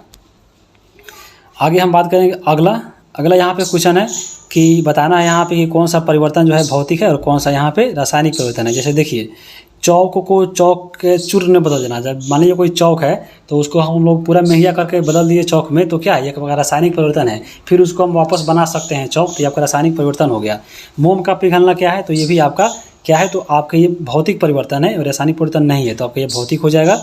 देखिए, भोजन का पाचन रासायनिक परिवर्तन है, क्योंकि भोजन जब पच जाता है तो नया पदार्थ मिलता है, ऊर्जा मिलता है, और जो भोजन पच गया है फिर आप आपस भोजन में नहीं आता है, तो आपको ये क्या हो गया, रासायनिक परिवर्तन हो गया। उसी प्रकार देखिए, प्रकाश संश्लेषण है। प्रकाश संश्लेषण होने के बाद ये भी आपका क्या है, रासायनिक परिवर्तन है। इसमें ऊष्मा जो है ऊष्मा बनता है और आपको ऑक्सीजन निकलता है, तो आपके प्रकाश संश्लेषण हो गया, नया पदार्थ बन गया। उसके बाद देखिए, एल्युमिनियम के टुकड़े को पीट कर उसका आपका पतली द्रव यानी फाइल बनाना, तो ये आपका क्या हो गया, तो आपका ये भौतिक परिवर्तन हो गया। ये जो आपका नया फाइल बना है इसको हम लोग पुनः एल्युमिनियम में ला सकते हैं, इसलिए आपको ये क्या हो गया, तो भौतिक परिवर्तन हो गया। उसके बाद देखिए, जल में शक्कर को घोलना, तो आपका ये क्या हो गया, आपका ये भौतिक परिवर्तन हो गया, क्योंकि जल में घुल गया है तो फिर आपस में हम लोग शक्कर को बना सकते हैं। क्या करेंगे, उसको पानी को गर्म करेंगे और वाष्प जब उड़ जाएगा तो वहाँ पे उसको हम लोग प्राप्त कर सकते हैं, तो ये आपका क्या हो गया, तो आपको ये भौतिक परिवर्तन हो गया। कोयले का जलना क्या है, रासायनिक परिवर्तन है। कोयला जब जल जाएगा तो राख बन जाएगा, नया पदार्थ बन गया, ऊष्मा भी उत्पन्न हो गया, और जो कोयला जल गया है तो राख से फिर कोयला आ नहीं सकता है, तो ये आपको ये रासायनिक परिवर्तन हो जाएगा। उसके बाद देखिए, रवाकरण के द्वारा शुद्ध पदार्थ करना, ये आपको क्या है, तो ये आपको फिजिकल रिएक्शन यानी भौतिक परिवर्तन है। तो ये हो गया। अब हम बात करेंगे अध्याय 6 के बारे में। अध्याय जो 6 है इसमें पौधों का पोषण चैप्टर है, तो चलिए इसको देखते हैं। पौधे अपना जो भोजन होती है, यहाँ पर भजन नहीं भोजन होगा, तो पौधे जो भोजन बनाती है वो प्रकाश संश्लेषण की सहायता से बनाती है। और ये कैसे बनाती है, तो यहाँ पर देख सकते हैं। इस प्रकाश संश्लेषण के लिए कौन कौन सा यहाँ पे गैस जरूरी पड़ता है, क्या क्या आवश्यकता होती है। तो कार्बन डाइऑक्साइड, जल, ये आपका दोनों मिलकर प्रकाश संश्लेषण और क्लोरोफिल की उपस्थिति में कार्बोहाइड्रेट और ऑक्सीजन बनाती है। इसी को हम लोग बोलते हैं प्रकाश संश्लेषण। आपके एग्जाम में ये सीधा समीकरण पूछ सकता है, एक खाली स्थान देकर बताइए इसमें यहाँ पे क्या आएगा। तो याद रखिएगा कि जो प्रकाश संश्लेषण होता है उसमें क्या होता है, तो कार्बन डाइऑक्साइड यानी CO2, फिर आपके जल यानी H2O, दोनों जो है सूर्य के प्रकाश में यानी दिन में, और आपके क्लोरोफिल की उपस्थिति में जो है, जो पेड़ पौधे सांस लेते हैं तो उसमें कार्बोहाइड्रेट बनता है, और उसके बाद क्या बनता है, तो ऑक्सीजन बनता है। यहाँ पे कार्बोहाइड्रेट ग्लूकोज हो गया, और इसका फार्मूला याद रखिएगा C6H12O6, बहुत इंपॉर्टेंट है। और आपके इसमें ऑक्सीजन भी बनता है। तो यहाँ पे आप देख लिए। अब यहाँ पे देखिए, क्वेश्चन पूछ सकता है आपके फैक्ट की तरफ पे कि प्रकाश संश्लेषण के लिए क्या क्या आवश्यक है, तो आपको यही चीज़ आवश्यक है, देख सकते हैं, जैसे कार्बन डाइऑक्साइड और जल, उसके बाद क्लोरोफिल और सूर्य का प्रकाश। इसमें आपके ऑप्शन में देता है, एक जोड़ देता है मिट्टी, तो मिट्टी जरूरी नहीं है प्रकाश संश्लेषण के लिए, तो यहाँ पे आपको मिट्टी दे दे तो आपको मिट्टी काट दीजिएगा। आपके ऑप्शन में हमेशा मिट्टी मिलता है, ये भी देख लीजिएगा। तो आगे हम देखते हैं प्रकाश संश्लेषण के उत्पाद। तो अभी हम देखें यहाँ पे प्रकाश संश्लेषण का उत्पाद क्या है, यानी जब प्रकाश संश्लेषण हुआ है तो इसके उत्पाद के रूप में हम लोग को ग्लूकोज यानी कार्बोहाइड्रेट और ऑक्सीजन की प्राप्ति हुई है। तो ये आपका जो उत्पाद होता है इसका कार्य क्या होता है। जैसे अगर हम बात करें सबसे पहले कार्बोहाइड्रेट का, तो प्रकाश संश्लेषण के बाद जो कार्बोहाइड्रेट बनता है वह कार्बोहाइड्रेट का उपयोग जो है वह पौधे कोशिका के रूप में तुरंत उसी समय कर लेता है। अगर वह उस समय नहीं कर रहा है तो वो आपका जो कार्बोहाइड्रेट है वह अघुलनशील मंड यानी स्टार्च के रूप में संग्रहित हो जाता है, और कुछ जो कार्बोहाइड्रेट होता है वह वसा और प्रोटीन के रूप में संश्लेषित हो जाता है। तो याद रखिएगा, जो पौधे आपको प्रकाश संश्लेषण के बाद कार्बोहाइड्रेट बनाती है, जो ग्लूकोज बनाती है, वो कहाँ पे जाता है, तो उस समय कुछ पौधे अपने कोशिका के लिए प्रयोग कर लेते हैं, या अगर नहीं करते हैं तो वह अघुलनशील यानी स्टार्च के रूप में संग्रहित जमा हो जाता है, और कुछ आपका जो कार्बोहाइड्रेट होता है वह प्रोटीन और वसा के रूप में भी प्रोटीन के और वसा के रूप में संश्लेषित हो जाते हैं। तो ये आपको उत्पाद में जो आपका कार्बोहाइड्रेट है उसका कार्य होगा। जबकि ऑक्सीजन की अगर हम बात करें तो ऑक्सीजन जो होता है वह पत्तियों के रंध्रों के माध्यम से वायुमंडल में फिर चला जाता है, जहाँ से जो मनुष्य लोग, जहाँ जैसे हम लोग हैं, तो उस पत्तियों के जो निकलता है ऑक्सीजन उसको हम लोग ग्रहण कर लेते हैं। और मनुष्य अपना भोजन जो है वह पेड़ पौधे पर निर्भर रहता है, क्योंकि पेड़ पौधे के उत्पाद को ही मनुष्य खाता है, तो वह उस पर क्या होगा, आपका निर्भर हो गया। जैसे पेड़ पौधे हैं तो आपके खुद पर डिपेंड है, पेड़ पौधे जो है अपने आप से खाना बना के खाते हैं, जैसे वो अपना खुद का उत्पाद हो गया। जैसे हम लोग हैं तो हम लोग दूसरे पे निर्भर है, तो हम लोग परपोषी हो गए। आगे देखेंगे, अगला पॉइंट यहाँ पे दिया गया है कि पौधे का जो हरा रंग होता है वह भाग वो आपके उपस्थित पौधे में जो हरे वर्णक होता है उसके कारण होता है और उसका नाम है क्लोरोफिल, जिसको पर्णहरित बोलते हैं। यहाँ पे आप देख सकते हैं कि पौधे का जो रंग होता है वह आपको उसके वर्णक जो क्लोरोफिल है उसके कारण हरा रहता है। और सूर्य की जो ऊर्जा होती है वो क्लोरोफिल की सहायता से ही आपको जो पत्ती होती है उसको अपना संग्रह के रूप में जमा करती है, तो ये भी याद रखिएगा। और क्लोरोफिल के केंद्र में मैग्नीशियम धातु पाया था। आपको पूछता है कि क्लोरोफिल के केंद्रक में कौन सा धातु मिलता है, तो आपको याद रखिएगा वह मैग्नीशियम मिलता है। अब हम बात करेंगे क्लोरोफिल के बारे में। तो क्लोरोफिल प्रकाश के बैगनी और लाल और नीला, याद रखिएगा क्लोरोफिल जो होता है बैगनी, लाल और नीले रंग में आपको प्रकाश जो है वो ग्रहण करता है। पूछ सकता है एग्जाम में कि क्लोरोफिल जो होता है वो प्रकाश में कौन कौन से गैस को ग्रहण करता है, तो आपको लाल प्रकाश, बैगनी प्रकाश और नीला, ये तीनों को करता है। जबकि प्रकाश संश्लेषण के दौरान अगर हम बात करें इस तीनों कलर में, तो सबसे ज़्यादा प्रकाश संश्लेषण होता है तो वह लाल रंग में होता है और सबसे कम होता है बैगनी रंग में। तो आपको ये दोनों पॉइंट याद रखिएगा, सबसे ज़्यादा लाल प्रकाश में होता है और सबसे कम कहाँ पे, तो बैगनी रंग में होता है। प्रकाश संश्लेषण की क्रिया जो होती है ऑक्सीकरण और अवकरण, ये दोनों प्रकार की इसमें उसमें कहलाती है, आपको प्रक्रिया कहलाती है, तो याद रखिएगा। वायुमंडल में ऑक्सीजन का जो संतुलन होता है वह प्रकाश संश्लेषण प्रक्रिया के द्वारा ही बना रहता है, क्योंकि प्रकाश संश्लेषण के द्वारा देखते हैं हम लोग जो पौधे होते हैं वह कार्बन डाइऑक्साइड छोड़कर ग्रहण कर और ऑक्सीजन छोड़ते हैं और उसी के माध्यम से जो है यहाँ पे हम लोग का जो पृथ्वी पर है आपका जो जितने भी गैस है वो संतुलन बना हुआ है प्रकाश संश्लेषण के कारण ही। यहाँ पे हम लोग आपके बुक में दिया गया था स्वपोषी और परपोषी। तो स्वपोषी क्या होता है, जो अपना भोजन स्वयं बनाए, जैसे पेड़ पौधे हैं तो आपको स्वपोषी हो गए, और जो भोजन अपने खुद पर निर्भर नहीं हो दूसरे से बनाता हो वह आपके परपोषी कहलाता है, जैसे मनुष्य हो गया। तो मनुष्य क्या है, आपके परपोषी है। आगे हम बात करेंगे, अगला इसमें पॉइंट दिया गया था कि अमर बेल के वृक्ष में जो है पत्ती नहीं होती है और न ही उसमें क्लोरोफिल होती है, फिर भी वो आपका जब भोजन बनाता है तो कैसे बना सकता है, तो आपको क्लोरोफिल नहीं है तो वो दूसरे पे डिपेंड रहता है। तो याद रखिएगा जो अमर बेल है वो आपको परपोषी है, क्योंकि वह दूसरे पर निर्भर रह रहा है खाना बनाने के लिए। ऐसा माना जाता है कि अमर बेल का जो भोजन होता है, जिस पौधे, मान लीजिए ये पेड़ है और इस पर ये लतरा रहता है, तो जिस पेड़ पर लतरा रहता है वह उसी से आपको भोजन प्राप्त करता है, यानी उसी पर डिपेंड रहता है। कौन, तो अमर बेल का पत्ता। तो अमर बेल देख ली। अब हम बात करेंगे कैक्टस के बारे में। यहाँ पे आप देख सकते हैं जिसको हम लोग नागफनी बोलते हैं। तो कैक्टस में अगर हम बात करें तो प्रकाश संश्लेषण जो होता है वो इसके तने के माध्यम से होता है, क्योंकि इसकी जो कांटे होती है वो आप एक प्रकार की पत्तियाँ है। यहाँ पे जो कांट है वह पत्ती होता है। पत्ती जो होता है वो आपको रेगिस्तान में जो है जल नहीं मिलने के कारण वह सिकुड़ कर कांट का रूप ले लेती है नागफनी में। तो यहाँ पे इसमें याद रखिएगा आपको नागफनी के पौधे में जो है प्रकाश संश्लेषण की प्रक्रिया पत्तों में नहीं उसके तनों से होती है। आगे हम देखेंगे कुछ पौधों में देखिए पत्तियां जो होती है वो हरी ना होकर लाल होती है, बैगनी होती है, भूरे रंग की होती है। तो उसमें भी जो अगर हम बात करें तो उसमें भी क्लोरोफिल होता है, लेकिन वहाँ पे क्या होता है कि दूसरे रंग के होने के कारण जो है वहाँ पे हरा रंग थोड़ा छिप जाता है और क्लोरोफिल वहाँ पे कम दिखाई देता है। तो यहाँ पे भी आपको प्रकाश संश्लेषण होगा, याद रखिएगा। देखिए कोई जो पत्ता होता है, खास करके फूल में देखिएगा किसी किसी का पत्ता यहाँ पे लाल होता है, बैगनी होता है या भूरा रंग का होता है। तो ऐसा बात नहीं है कि हाँ आपको हरा पत्ता नहीं है तो प्रकाश संश्लेषण की प्रक्रिया नहीं होगा, भोजन नहीं बनाएगा। वह आपको प्रकाश संश्लेषण का प्रक्रिया होता है, भोजन भी बनाता है, लेकिन थोड़ा छिपा हुआ रहता है क्योंकि उसके ऊपर दूसरा कलर आ जाता है। तो ये आपको याद रखिएगा। आगे हम बात करेंगे और एक और पॉइंट दिया गया बहुत इंपॉर्टेंट कि केवल पीले पत्ता जो होता है धापा वाला उसमें क्लोरोफिल नहीं पाया जाता है और इसमें प्रकाश संश्लेषण की प्रक्रिया नहीं होती है। तो याद रखिएगा केवल पीला पत्ता वाला में प्रकाश संश्लेषण नहीं होता है, इसमें क्लोरोफिल नहीं पाया जाता है। उसके बाद हम देखेंगे कि पौधे में प्रोटीन के संश्लेषण में नाइट्रोजन का भी आवश्यकता होती है, लेकिन जो पौधा होता है वो नाइट्रोजन का प्रयोग सीधा तौर पे नहीं कर सकता है, क्योंकि नाइट्रोजन जो होता है विषैला होता है, इसको डायरेक्ट जो है पेड़ पौधा नहीं लेता है। उसको लेने के लिए क्या करता है, तो आपको जो सूक्ष्म जीव होते हैं मिट्टी में उपस्थित होते हैं वो क्या करते हैं, तो मिट्टी के अनुकूल क्या करते हैं, नाइट्रोजन को बदल देते हैं और फिर जो पौधे होते हैं उस नाइट्रोजन को ग्रहण कर लेते हैं। इसलिए देखिए खेत में अगर हम बात करें तो डायरेक्ट नाइट्रोजन को बहुत सारा कंपोजिशन में मिलाकर फिर खेत में उर्वरक के रूप में खाद डाला जाता है। तो ये आपको याद रख सकते हैं। अब हम बात करते हैं घटपर्णी के बारे में। घटपर्णी को ही बोला जाता है पीचर प्लांट, यानी आपको कीटभक्षी पौधा। तो ये घटपर्णी यहाँ पे देखिए आपका पौधा है। इस पौधा को देखिएगा, देखिए यहाँ पे जो ऐसा बनाया गया ऐसा ये क्या है, आपको एक जाल है पकड़ने वाला कीड़ा को, इसलिए इसको कीटभक्षी पौधा बोलते हैं। यानी यह कीटभक्षी पौधा होता है या जंतुओं का भक्षण करता है। इसमें एक घड़े जैसी रचना पाई जाती है जिसमें पाचक रस होता है और जिसमें कीटों का पकड़कर या पचा देता है। तो यहाँ पे देखिए इसी में इसका पाचक रस होता है, कीट को पकड़ लेता है और इसी को पचाकर अपना भोजन बना लेता है, इसीलिए इसको कीटभक्षी पौधा घटपर्णी या पीचर प्लांट बोलते हैं। अन्य आपको बात करें कीटभक्षी पौधा का, देखिए एक तो आपका हो गया घटपर्णी, दूसरा हो गया देखिए विंड सप्लाई, और तीसरा हो गया ट्रेप, और चौथा हो गया आपको सैंड्रीव। तो ये चारों आपको याद रखिएगा, ये सभी के सभी पिचर प्लांट है यानी घटपर्णी पौधा है। अब हम बात करेंगे आपके मृतोपजीवी। तो मृतोपजीवी की अगर बात करें तो मृत मतलब होता हुआ है मरे हुए, और आपको जीवी मतलब जीव, यानी वैसे जीव जो मरे हुए सड़े हुए गुले पर आपको निर्भर रहते हैं, जैसे उनको हम लोग बोलते हैं मृतोपजीवी। जैसे वह जीव जो मरे हुए सड़े हुए और गले हुए जीवों से ही अपना भोजन बनाते हैं वह कहलाते हैं मृतोपजीवी, और उन्हें मृतिपजीवी कहते हैं।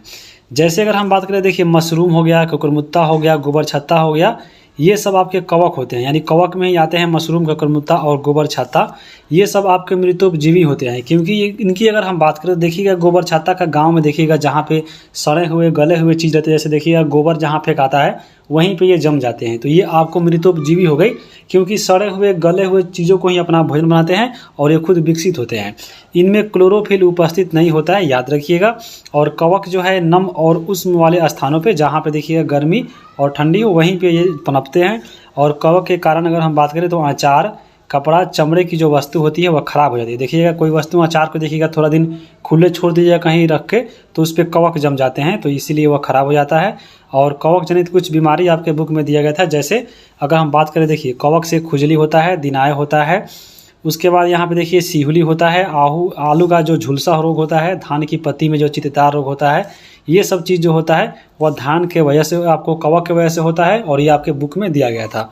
कवक का उपयोग की अगर हम बात करें जो लाभदायक होता है, जैसे आपके औषधि बनाने में, डेयरी उत्पादन में, या जलेबी बनाते हैं तो उसमें आपको कवक का उपयोग होता है।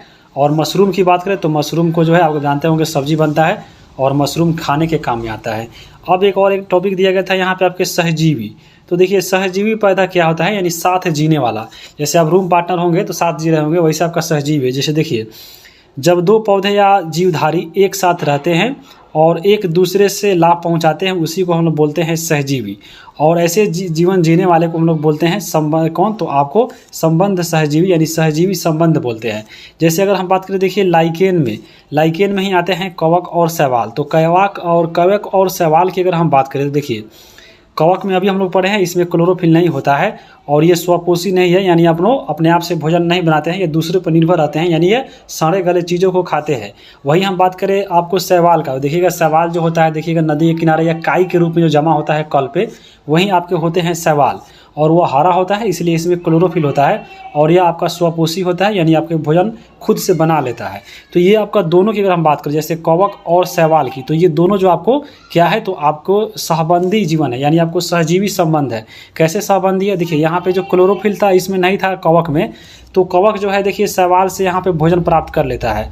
और उसी प्रकार यहाँ पे देखिए अगर हम शैवाल की, तो देखिए शैवाल जो होता है वह कवक से जल, पोषक तत्व और वास स्थान जो है प्राप्त कर लेता है। यानी आपको समझ लीजिए कि कवक के पास जो चीज़ नहीं है वह ले लेता है शैवाल से, और शैवाल के पास जो चीज़ नहीं है वह लेता है कवक से, यानी अदला बदली करके अपने दोनों जो है साथ में जीता है, इसीलिए इसको सहजीवी संबंध बोल जाते हैं। जैसे अपने रूम पार्टनर को ले लीजिए, देखिएगा अगर उसके पास जो चीज़ नहीं है आप उसको दे दे रहे हैं, आपके पास जो नहीं है वह कुछ दे दे रहा है, तो आपको क्या हो गया, वह आपके हो गए कवक और शैवाल, यानी कवक और शैवाल वाली दोस्ती आप दोनों की हो गई। तो समझ लीजिए आप दोनों सहजीवी संबंध हो गए।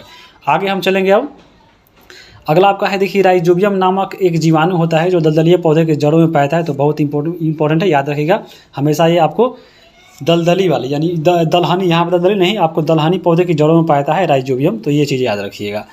यह वायुमंडल से नाइट्रोजन ग्रहण कर पौधे को अनुकूल बनाते हैं और बदलों में पौधे जो है इन्हें आवास और पोषण प्रदान करते हैं। किसमें? तो आपको राइजोबियम नामक यहाँ पे जो जीवाणु होता है उसको। तो यहाँ पे देख लिए। अब हम बात करते हैं, आपके बुक में दिया गया था एक जगदीश चंद्र बसु के बारे में। जगदीश चंद्र जो बसु थे, आपको इन्होंने क्रेस्कोग्राफ का आविष्कार किया गया था, और क्रेस्को जो ग्राफ होता है वह पौधे की वृद्धि को मापता है, बहुत ही इंपॉर्टेंट है। पौधे की वृद्धि को कौन मापता है? तो क्रेस्कोग्राफ मापता है। और इनके द्वारा एक और आविष्कार किया गया था, वह था वायरलेस संचार का। तो याद रखिएगा वायरलेस संचार किसने किया था? तो आपको जगदीश चंद्र बसु ने, और क्रेस्कोग्राफ का भी आविष्कार इन्होंने किया था। ये भारतीय वैज्ञानिक थे, बहुत इंपॉर्टेंट है। अब हम बात करेंगे अगला यहाँ पे है कि हरे पौधे जो अपना भोजन स्वयं बनाते हैं, तो स्वयं बनाते हैं तो क्या हो गए? वह आपके स्वपोषी हो गए। तो ऑप्शन नंबर यहाँ पे 4 हो जाएगा। अमर बेल उदाहरण है। बताए हैं कि जो अमर बेल होता है वह आपको जिस पेड़ पर लपटा रहता है उसी से वह भोजन प्राप्त करता है, यानी वो आपका एक विषम पोषी हो गया, तो वह 2 नंबर हो जाएगा। पौधों का रसोई घर क्या है? तो पौधा जो है आपका रसोई घर क्या है, जहाँ से वो भोजन बनाता है, तो वह आपके है जड़। तो ऑप्शन नंबर यहाँ पे क्या हो जाएगा? 2 हो जाएगा। यहाँ पे देखिए पौधों का रसोई घर जड़ नहीं, यहाँ पे पत्ती हुआ, क्योंकि पत्ती के द्वारा ही जो भोजन है वह आपको प्रकाश संश्लेषण के माध्यम से जो है वह पौधा बनाता है। तो यहाँ पे जड़ नहीं, आपको पत्ती हो जाएगा। तो यहाँ पे 3 नंबर ऑप्शन हो जाएगा। कीटभक्षी पौधा है, तो कीटभक्षी यहाँ पौधा कौन है? तो घटपर्णी है। ऑप्शन नंबर यहाँ पे 3 हो जाएगा। उसके बाद हम लोग देखें ट्रैप था, उसके बाद स्क्वाड्रन था, एक और था आपको स्काई फ्लाई। तो यहाँ पे ये जो आपके 4 थे कीटभक्षी पौधा का नाम याद रखिएगा। अब हम यहाँ पे देखिए सही गलत यहाँ पे दिया गया है कि प्रकाश संश्लेषण में सौर ऊर्जा का रासायनिक ऊर्जा में रूपांतरण होता है। तो आपको ये सही है, सौर ऊर्जा ही आकर आपको बदल जाता है रासायनिक ऊर्जा में। जड़ कार्बन डाइऑक्साइड के ग्रहण करने की मदद करता है, तो आपको जड़ जो है कार्बन डाइऑक्साइड को ग्रहण करने में मदद नहीं करता है। कौन करता है? तो पत्ती करता है। तो ये गलत हो गया। कार्बोहाइड्रेट और ऑक्सीजन प्रकाश संश्लेषण के उत्पाद है, तो आपको सही है। देखें आपको कि आपको कार्बोहाइड्रेट यानी ग्लूकोज और ऑक्सीजन जो है प्रकाश संश्लेषण के उत्पाद थे।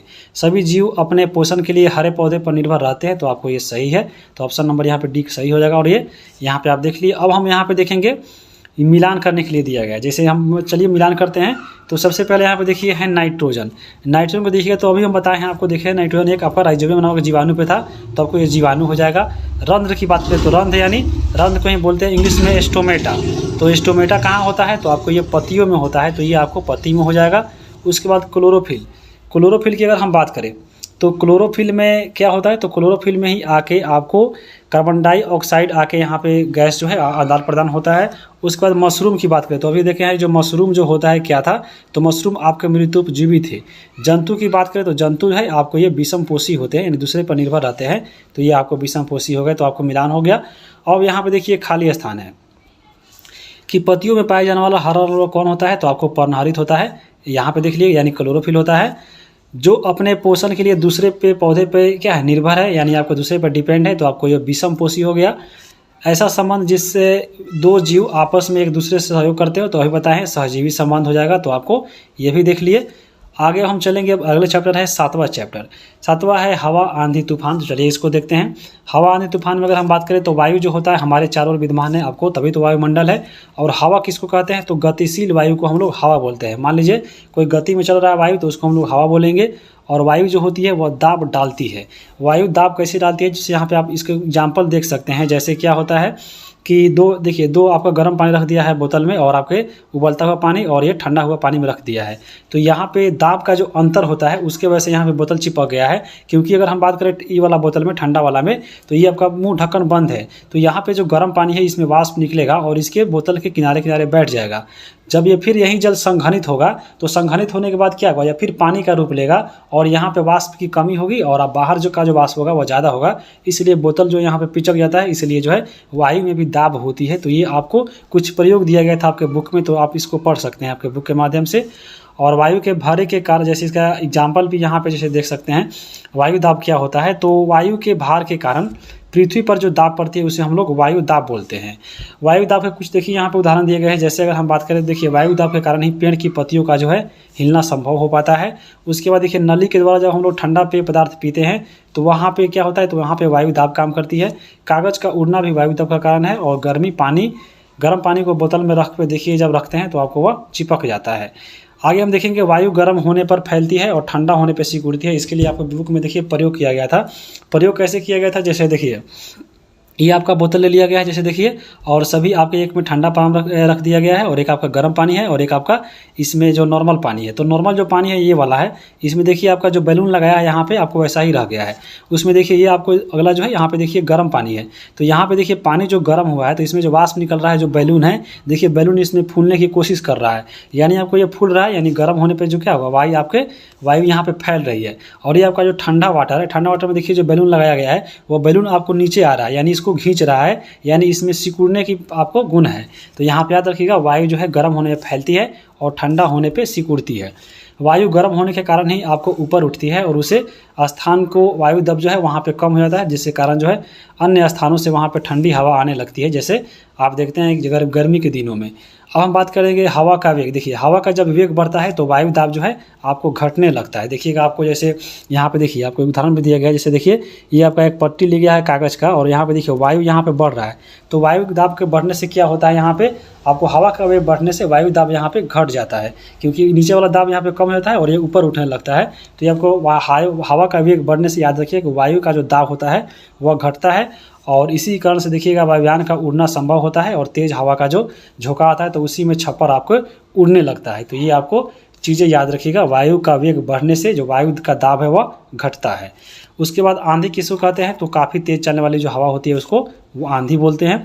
चक्रवात के बारे में इसमें पढ़ा, चक्रवात क्या है, तो गर्म हवा ऊपर उठने के साथ वायु दाब वहाँ पे कम हो जाता है और जिसके कारण वहाँ पे खाली जगह बन जाता है जहाँ पे प्रबल हवा आने लगती है और प्रबल हवा आने से पुनः वहाँ पे वायु दाब हो जाता है और अधिक वायु तेज चलने के कारण वहाँ पे क्या होता है कि चक्रवात जो है उत्पन्न होने लगता है, जिसकी पुनरावृत्ति बार बार होती है और वहीं आपको एक बड़े चक्रवात का रूप ले लेता है, तो वहीं चक्रवात होता है। चक्रवात जब स्थल की ओर बहती है तो वहाँ पर तटीय क्षेत्रों में आंधी और तूफान जो है साथ में बारिश भी लाती है, जैसे आप देखते होंगे आपका जितने भी समुद्र किनारे इलाके हैं।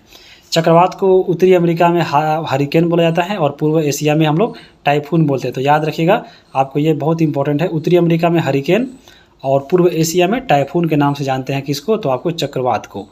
आगे हम लोग देखेंगे अब इसके अभ्यास को। देखिए अभ्यास दिया गया है कि इसमें यहाँ पे सही विकल्प चुनना है कि पवन दिशा का सूचक उपयोग किया जाता है। तो पवन दिशा का सूचक क्यों उपयोग किया जाता है, तो पवन की दिशा जानने के लिए, तो ऑप्शन नंबर यहाँ पे ए हो जाएगा। अगला यहाँ पे है कि आंधी आने पे क्या होता है, तो आंधी आने पे क्या होगा, आपको बाहर घूमना चाहिए तो नहीं घूमना चाहिए, किसी पेड़ के नीचे गलत, छत पर बैठना चाहिए नहीं, तो किसी घर के अंदर छुपना चाहिए, तो ये आपका सही ऑप्शन नंबर डी हो जाएगा। पवन वेग मापता है, तो पवन वेग क्या मापेगा, तो आपको पवन वेग मापेगा, तो ऑप्शन नंबर यहाँ पे आपका सी हो जाएगा। अब यहाँ पे देखिए 8वां चैप्टर है जलवायु और अनुकूलन। तो यहाँ पे यानी जलवायु के अनुसार यहाँ पे कैसे आप अनुकूल करते हैं उसके बारे में यहाँ पे हम लोग पढ़ना है। तो सबसे पहले चलते हैं जलवायु को देखते हैं। जलवायु क्या है, तो देखिए किसी इलाके में किसी एक तरह का मौसम जो है अगर लंबे समय तक बना रहा है तो वह आपका मौसम जो है वहाँ का जलवायु कहलाता है। जैसे देखिएगा ठंडी के इलाके में जहाँ जिस क्षेत्र में ठंडी पड़ता है तो वहाँ का जलवायु ठंडा हो जाता है, तो वहीं आपका जलवायु होता है। अगर हम भारत की जलवायु की बात करें तो भारत की जलवायु कैसी है, तो भारत की जलवायु उष्णकटिबंधीय है, यानी आपको भारत के जलवायु में गर्मी और आपको नम ये दोनों है, तो उष्णकटिबंधीय है माना जाता है भारत की जलवायु, तो याद रखिएगा। और भारत में 4 आपको ऋतु दी गई है बुक में। बुक के अनुसार अगर यहाँ पे दिया गया था कि शीत ऋतु जो होता है जनवरी फरवरी में होता है, ग्रीष्म जो आता है वो आपको मार्च मई में आता है, वर्षा ऋतु जो आता है जनवरी सितंबर में आता है और ये दक्षिणी पश्चिम मानसून के कारण होता है वर्षा ऋतु। उसके बाद यहाँ पे देखिए मौसम पश्चात एक लिखा था, यानी आपको जो मौसमी आता है मानसून यहाँ मौसम नहीं मानसून होगा, मानसून पश्चात जो ऋतु आता है वो आपको अक्टूबर और दिसंबर के बीच में आता है। तो ये आपको 4 ऋतु दिया गया था, ये आपको बुक में दिया गया था। अब हम बात करते हैं आगे भारत की जलवायु के बारे में। देखिए भारत की जलवायु, चलिए इसको हम अच्छे से एक्स्ट्रा चीज़ यहाँ पे कवर कर देते हैं ताकि यहाँ से यह क्वेश्चन पूछ सकता है। तो भारत की जलवायु की बात करें तो भारत में जो है 2 प्रकार के मानसून होते हैं। अगर मानसून की बात करें तो कौन कौन मानसून, एक होता है आपको उत्तर पूर्वी मानसून, दूसरा होता है दक्षिण पश्चिम मानसून। उत्तर पूर्वी जो मानसून होता है आपको शीत मानसून यानी ये ठंडे के दिनों में आता है और दक्षिण पश्चिम मानसून जो होता है वो आपको मार्च और सितंबर के बीच में आता है। तो अभी अगर हम देखिए चल रहा है जून जुलाई, तो अभी आपके दक्षिण पश्चिम मानसून जो है आपको आया है अभी हाल ही में, तो और बहुत बारिश हो रहा है आपको पटना में। ऐसा माना जाता है कि जो बिहार में आपका जो मानसून आता है वो आपको 15 जून को आता है, लेकिन इस बार लेट हो गया। देखे हैं अगर हम लोग EVS का बुक पढ़ रहे थे तो वहाँ पर आप दिया गया था आपके बुक में कि जो मानसून आता है अब बिहार में वो आपके जून के तीसरे सप्ताह में आता है। तो ये आपको ये भी पॉइंट याद रखिएगा, तीसरे सप्ताह में आता है जून में।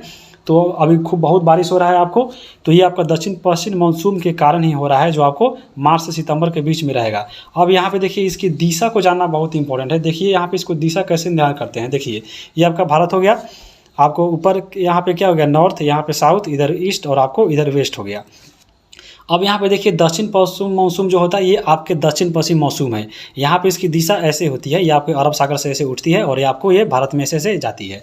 तो यहाँ पे जब ये प्रवेश कर रही है तो इसकी दिशा हम लोग कैसे नापेंगे कि ये आपके ये दक्षिण पश्चिम मौसम है। तो इसका जो दिशा मापा जाता है, जहाँ से ये शुरू होता है वहाँ से हम लोग मापते हैं। जैसे यहाँ पे देखिए भारत में शुरू हो रहा है इधर से और जा रहा है आपको इधर, तो हम लोग यहाँ पे जो ये आपका जो एरिया है ये वाला, यहाँ पे हम लोग इस एरिया से इसकी दिशा को हम लोग मापेंगे। जैसे यहाँ पे जा रहा है तो यहाँ को इस दिशा तक हम लोग मापेंगे। तो यहाँ पे कौन सा दिशा है, तो आपको नीचे हो गया साउथ और इधर आपको हो गया वेस्ट, यानी आपको दक्षिण पश्चिम। तो यहीं आपके दक्षिण पश्चिम मानसून होता है। और वहीं आपको जो एक और आपका होता है आपको कौन, तो ऊपर देखें हम लोग उत्तर पूर्वी मानसून। तो उत्तर पूर्वी मानसून हम लोग उसको दिशा कैसे मापते हैं, तो वो आपका जो होता है वो आपको ऐसे आता है। तो उत्तरी मानसून को देखिए हम लोग जैसे माप रहे हैं, तो हम लोग इधर से जब आ रहा है, देखिए अब क्योंकि इधर से लौट रहा है तो हम लोग आपको यहाँ से मापेंगे, यहाँ से जहाँ से आ रहा है। तो यहाँ से आ रहा है तो यहाँ पे देखिए आपका इधर हो जाएगा कौन, तो नॉर्थ यानी उत्तर, और यहाँ पे आपको हो जाएगा कौन, तो आपका पूर्वी।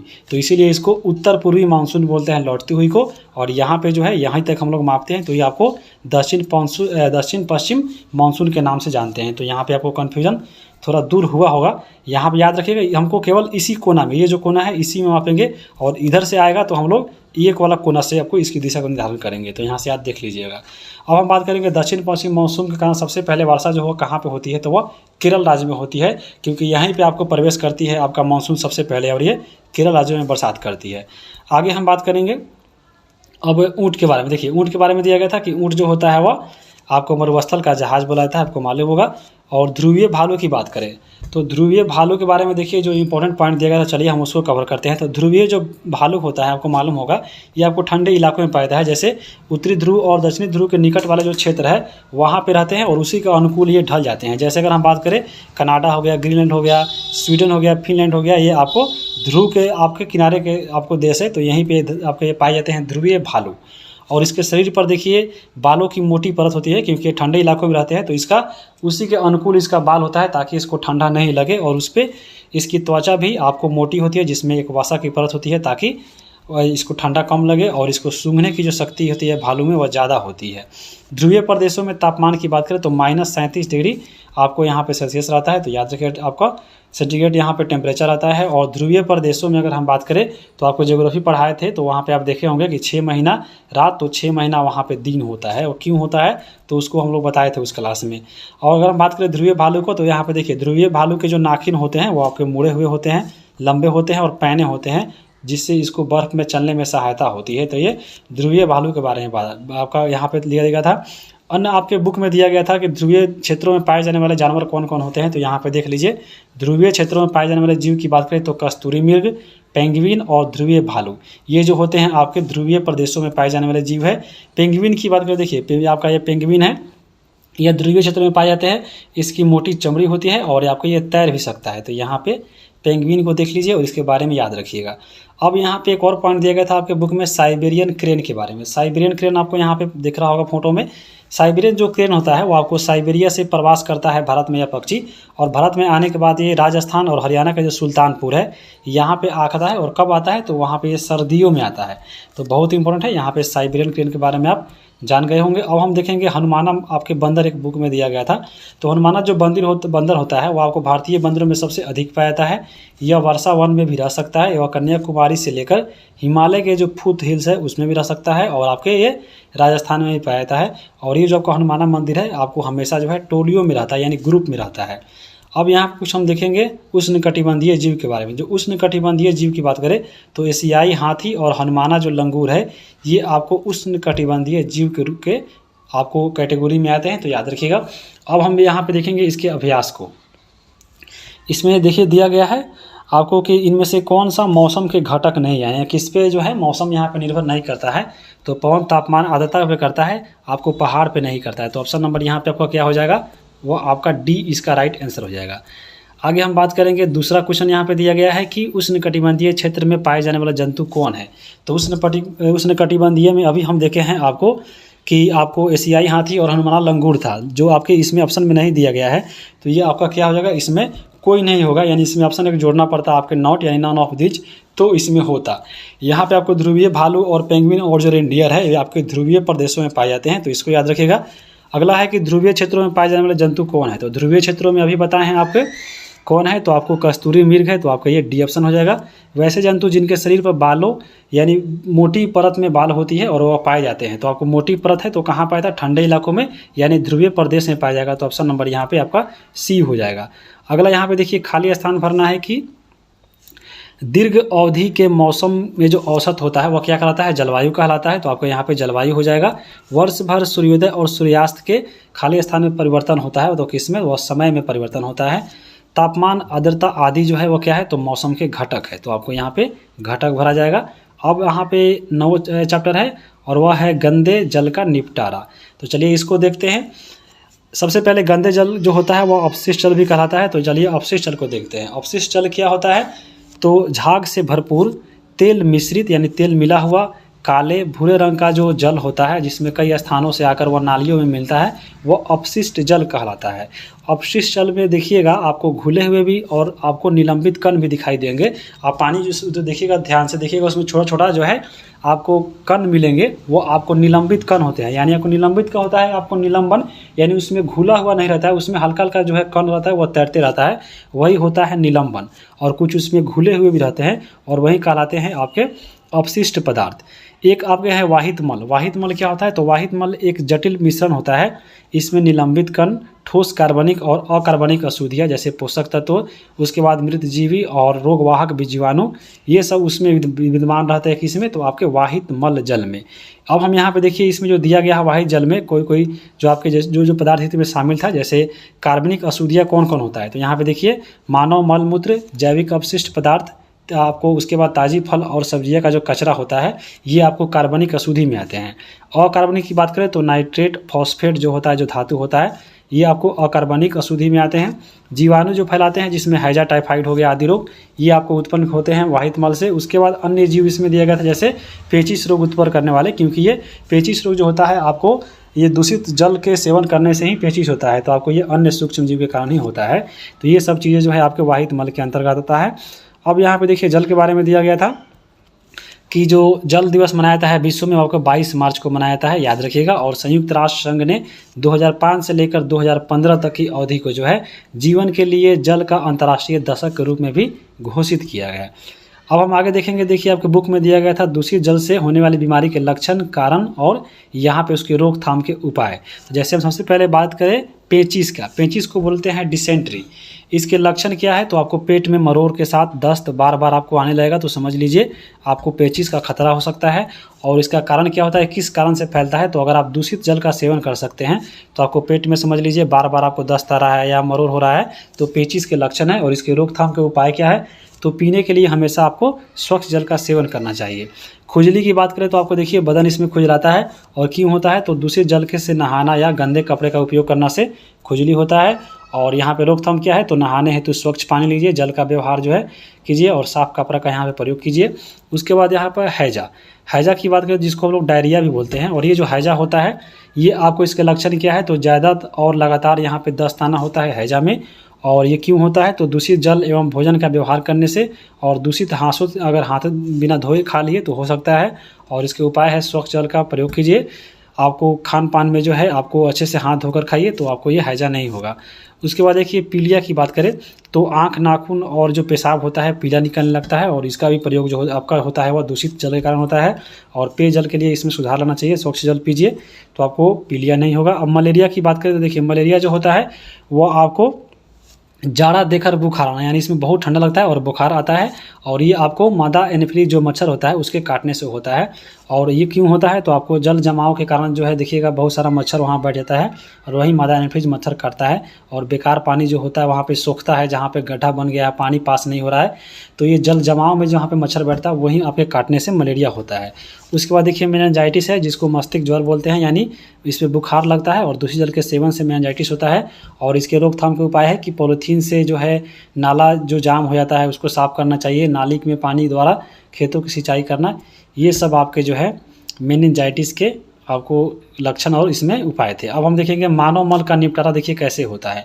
तो मानव मल का जो निपटारा है तो आपको देखिएगा जैसे शहरों में सेप्टिक टैंक बैठाया जाता है, मोबाइल शौचालय देखिएगा, यानी गाड़ी में चलता फिरता जो शौचालय होता है, जैसे देखिएगा कहीं पे मेला लग रहा है या बड़े बड़े आयोजन होता है कहीं पे, तो वहाँ पे चलता फिरता जो देखिएगा आपको हमेशा उसमें, जैसे देखिए अभी पटना चलिए गांधी मैदान में वहाँ पर हमेशा आपको मोबाइल शौचालय देखने को मिलेगा। तो और एक और होता है कंपोस्टिंग पिट, ये आपको मानव मल का निपटारा का जो है एक वैकल्पिक व्यवस्था है। अगर हम बात करें मानव मल के इसके द्वारा, तो यहाँ पे इनके शौचालयों से अगर हम बात करें तो जो है इनके जो मल है बंद नालियों होते हुए बायोगैस भी यहाँ पे इनके द्वारा चलाया जाता है। जैसे बायोगैस यहाँ पे देख सकते हैं, बायोगैस का जो उपयोग होता है भोजन बनाने में और रोशनी के आपको उपयोग करने में भी इसका प्रयोग करते हैं। किसको? तो बायोगैस का। अब हम देखेंगे अपशिष्ट जल का जो देखिए यहाँ पे उपचारित कैसे कर सकते हैं। तो अपशिष्ट जल का उपचार के लिए एक आपका आता है इसमें यंत्र, इसका नाम है अपशिष्ट जल उपचार संयंत्र। ये आपका यहाँ पे देख सकते हैं और इसी से हम लोग दूषित जल को उपचारित करते हैं। अगला इसमें पॉइंट दिया गया कि विश्व का पहला जो जल निकासी हेतु नालियों का जो विकास हुआ था वह सिंधु घाटी सभ्यता को माना जाता है। वहाँ पे आपको शहरी, क्योंकि वह नगरीय व्यवस्था थी, तो वहाँ पे नालियों का भी प्रावधान किया गया था और सबसे पहली बार किया गया था। अब चलिए इसके हम लोग देखते हैं अभ्यास को। अभ्यास में देखिए सबसे पहला है अपशिष्ट जल। तो अपशिष्ट जल क्या होता है? तो अपशिष्ट जल जो है आपको पीने योग्य नहीं होता है, खाने योग्य, नहाने योग्य नहीं होता है, वह दूषित जल होता है। तो ऑप्शन नंबर 3 हो जाएगा। जल दिवस विश्व में कब मनाया जाता है? तो 22 मार्च को मनाया जाता है। तो ऑप्शन नंबर यहाँ पे 3 हो जाएगा। दूषित जल होने से कौन सी बीमारी आपको नहीं होती है? तो यहाँ पे पेचिस, पीलिया, खुजली होता है, कैंसर नहीं होता है। तो आपको ये 4 नंबर आपका आंसर हो जाएगा। पीलिया रोग का कारण है, पीलिया रोग का भी बताया है कि आपको दूषित जल का व्यवहार करने से होता है। तो ऑप्शन नंबर यहाँ पे 1 हो जाएगा। चापाकल या कुएं के पास जल जमाव से पेयजल होता है, क्या होता है? तो वहाँ पे वह दूषित हो जाता है क्योंकि वह जल जमाव हो जाता है। अब खाली स्थान भरना यहाँ पे कि हैजा खाली स्थान, हैजा एक खाली जगह जनित बीमारी है। तो हैजा एक आपका जल से, यानी आपका दूषित जल से आपको दूषित जल जनित बीमारी है। उसके बाद यहाँ पे देखिए बायोगैस का उपयोग खाली स्थान के स्रोत के रूप में किया जाता है। तो बायोगैस का जो हम लोग प्रयोग करते हैं, अभी देखें आपको खाना बनाने में या ऊर्जा उत्पन्न करने में, तो आपको ऊर्जा या आपको यहाँ पे खाना बनाने में भी प्रयोग कर सकते हैं। ऑप्शन के अनुसार वाहित मल जो है आपके घर, स्कूल, होटल, अस्पताल आदि से उपयोग के बाद बहने वाला जो क्या होता है खाली स्थान, तो वही आपका अपशिष्ट जल कहलाता है जो आपके नालियों में बहता है। अब यहाँ पे हो गया। अब हम आगे यहाँ पे खाली स्थान अन्य भी है, जैसे है कि वाहित मल एक जटिल मिश्रण है जिसमें निलंबित ठोस मृतजीवी और रोगवाहक जीवाणु, कार्बनिक और खाली जगह अशुद्धियाँ पाई थे। वहाँ पे हम लोग देखें जैसे ऊपर कि दूषित जल या आपको जीवाणु वाहक जीवी होते हैं वह वाहित मल के अंदर आते हैं। तो यहाँ पे आप उस अशुद्धियाँ को यहाँ पे भर सकते हैं। 5 साल से कम उम्र के बच्चों की मौत का सबसे बड़ा कारण क्या है? तो आपको जल जनित रोग है, क्योंकि आपको जल से ज़्यादा बीमारियाँ होती है बच्चों में। तो ये 5 साल से कम उम्र के बच्चे हैं, आपको नहीं समझते हैं कि हाँ आपको दूषित जल है या साफ जल है, और वो आपको उसी का यूज करते हैं। जैसे अगर आप गलत देखें, अगला आपका सही गलत करना है कि संयुक्त राष्ट्र संघ ने 2005 से 15 की अवधि को जीवन के लिए जल पर कार्य के लिए अंतर्राष्ट्रीय दशक के रूप में घोषित किया है। तो ये आपको किया है, तो आपको ये सही हो जाएगा। उसके बाद है हैजा और टाइफाइड वायरस के कारण होता है। तो नहीं, आपको ये हैजा जो होता है आपका दूषित कारण होता है, दूषित जल के कारण, तो ये आपका गलत हो जाएगा। उसके बाद है जनित रोगों का प्रमुख कारण दूषित जल है। तो यहाँ पे जल छूट गया था। तो जल जनित रोगों का जो है प्रमुख आपका कारण होता है दूषित जल के कारण ही जल जनित रोग होता है। अगला आपका है कि बायोगैस मानव मल निपटारण की एक वैकल्पिक विविधा है। तो आपको ये सही है। उसके बाद है कि कचरा प्रबंधन हेतु प्रत्येक व्यक्ति को एक जागरूकता के तौर पे काम करना चाहिए, भूमिका निभाना चाहिए। तो आपका ये सही हो जाएगा। अब हम आगे देखेंगे, यहाँ पे आपको 1 नंबरिया क्वेश्चन है। अब हम देखेंगे आपके अध्याय 10 की बात करें तो आपको देखिए ये आपका बहुत वीडियो लंबा हो रहा है। तो यहाँ पे हम लोग अध्याय 10 को छोड़ देते हैं, क्योंकि आपको पार्ट 1 ये रहने देते हैं और आपको पार्ट 2 जो है हम लोग 10 से लेकर 18 जो चैप्टर बच जाएगा। अब मैंने आपको यहाँ पे 9 चैप्टर, तो आपको 9 चैप्टर हो गया और 9 चैप्टर जो है आपको अगले वीडियो में मिलेगा, क्योंकि वीडियो बहुत लंबा हो जाएगा। तो एक साथ पढ़ना इस पर जो है आपको थोड़ा उबाऊ लगेगा। तो यहीं पर हम लोग वीडियो को रोकते हैं। आगे जब हम मिलेंगे तो आपको 10वें चैप्टर को पूरे अच्छे से कवर करेंगे और आपको 18वें तक कवर करेंगे। और इस पे वीडियो कैसा लगा है कमेंट करके बताइए। चैनल पे नए हैं तो सब्सक्राइब कर लीजिए स्टूडेंट जल खाना चैनल को, क्योंकि आगे जो है आपको SCERT सभी बुक को कवर कराया जाएगा। तो वीडियो देखने के लिए आप सभी को बहुत बहुत धन्यवाद।